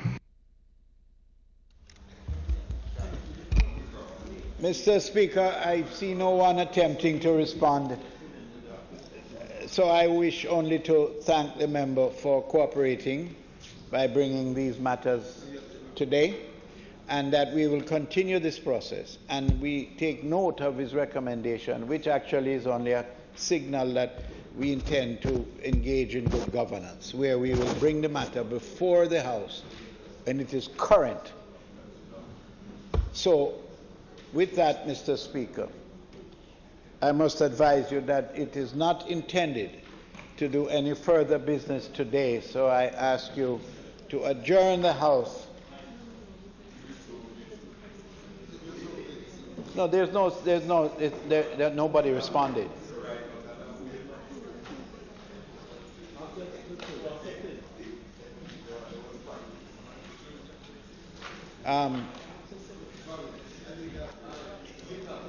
We come ask for the approval of the report. Because there's nobody responding. Mr. Speaker, so I move for approval of the House on the motions moved. It won't be long. So, as I mentioned earlier, Mr. Speaker, we are not doing any further business for the day, so I invite you to adjourn the House until next Tuesday at 2 o'clock. Thank you.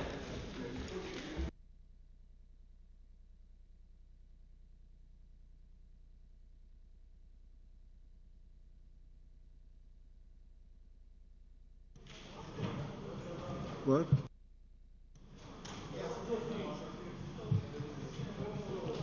Members, the House has not yet adjourned, and I'd expect that members would give us a chance to finish the House properly. Second. The motion is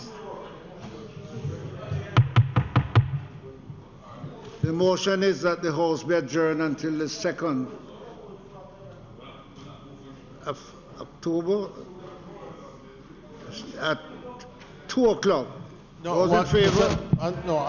Please, Mr. Speaker, I'm just saying they should move to approve the reports. No, he never. No, I don't think it was. I'm just. Okay, good. We recognize the motion and we say aye. Those in favour of the adjournment? Aye. I am being advised that, Minister, you're indicating that you.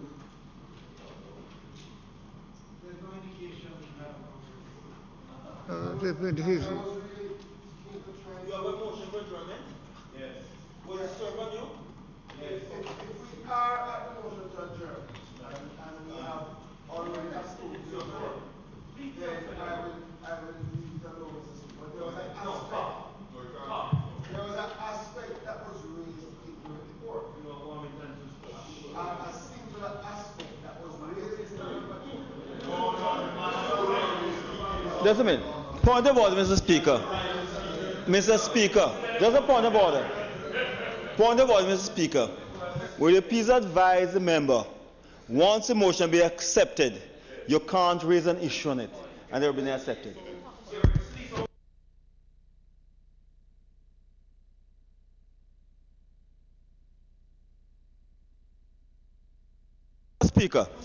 Mr. Speaker, point of order, Mr. Speaker. That point of order. You can't do it. Huh? Mr. Speaker. Mr. Speaker. Hold on. Just a minute. There's a motion on the floor for adjournment. And on the motion for adjournment, a member can rise to discuss an issue if it was served on you before the House convened. But I didn't ask your opinion. The issue is, a member can rise on a motion of adjournment if an issue was raised with you before and you gave consent for it to be done. And if Thank you, Mr. Warmington. Hold on, let me finish. Let me finish. You didn't intervene yet. And if the chairman, Mr. Warmington, and if the chairman of the committee debate an issue, Mr. Warmington, with House accepts the thing, you can't debate anymore. With great respect, please do not at this time. The motion is that the House be adjourned until the 2nd. Those in favour? Those opposed? House stands adjourned until next week, Tuesday, at 2 o'clock.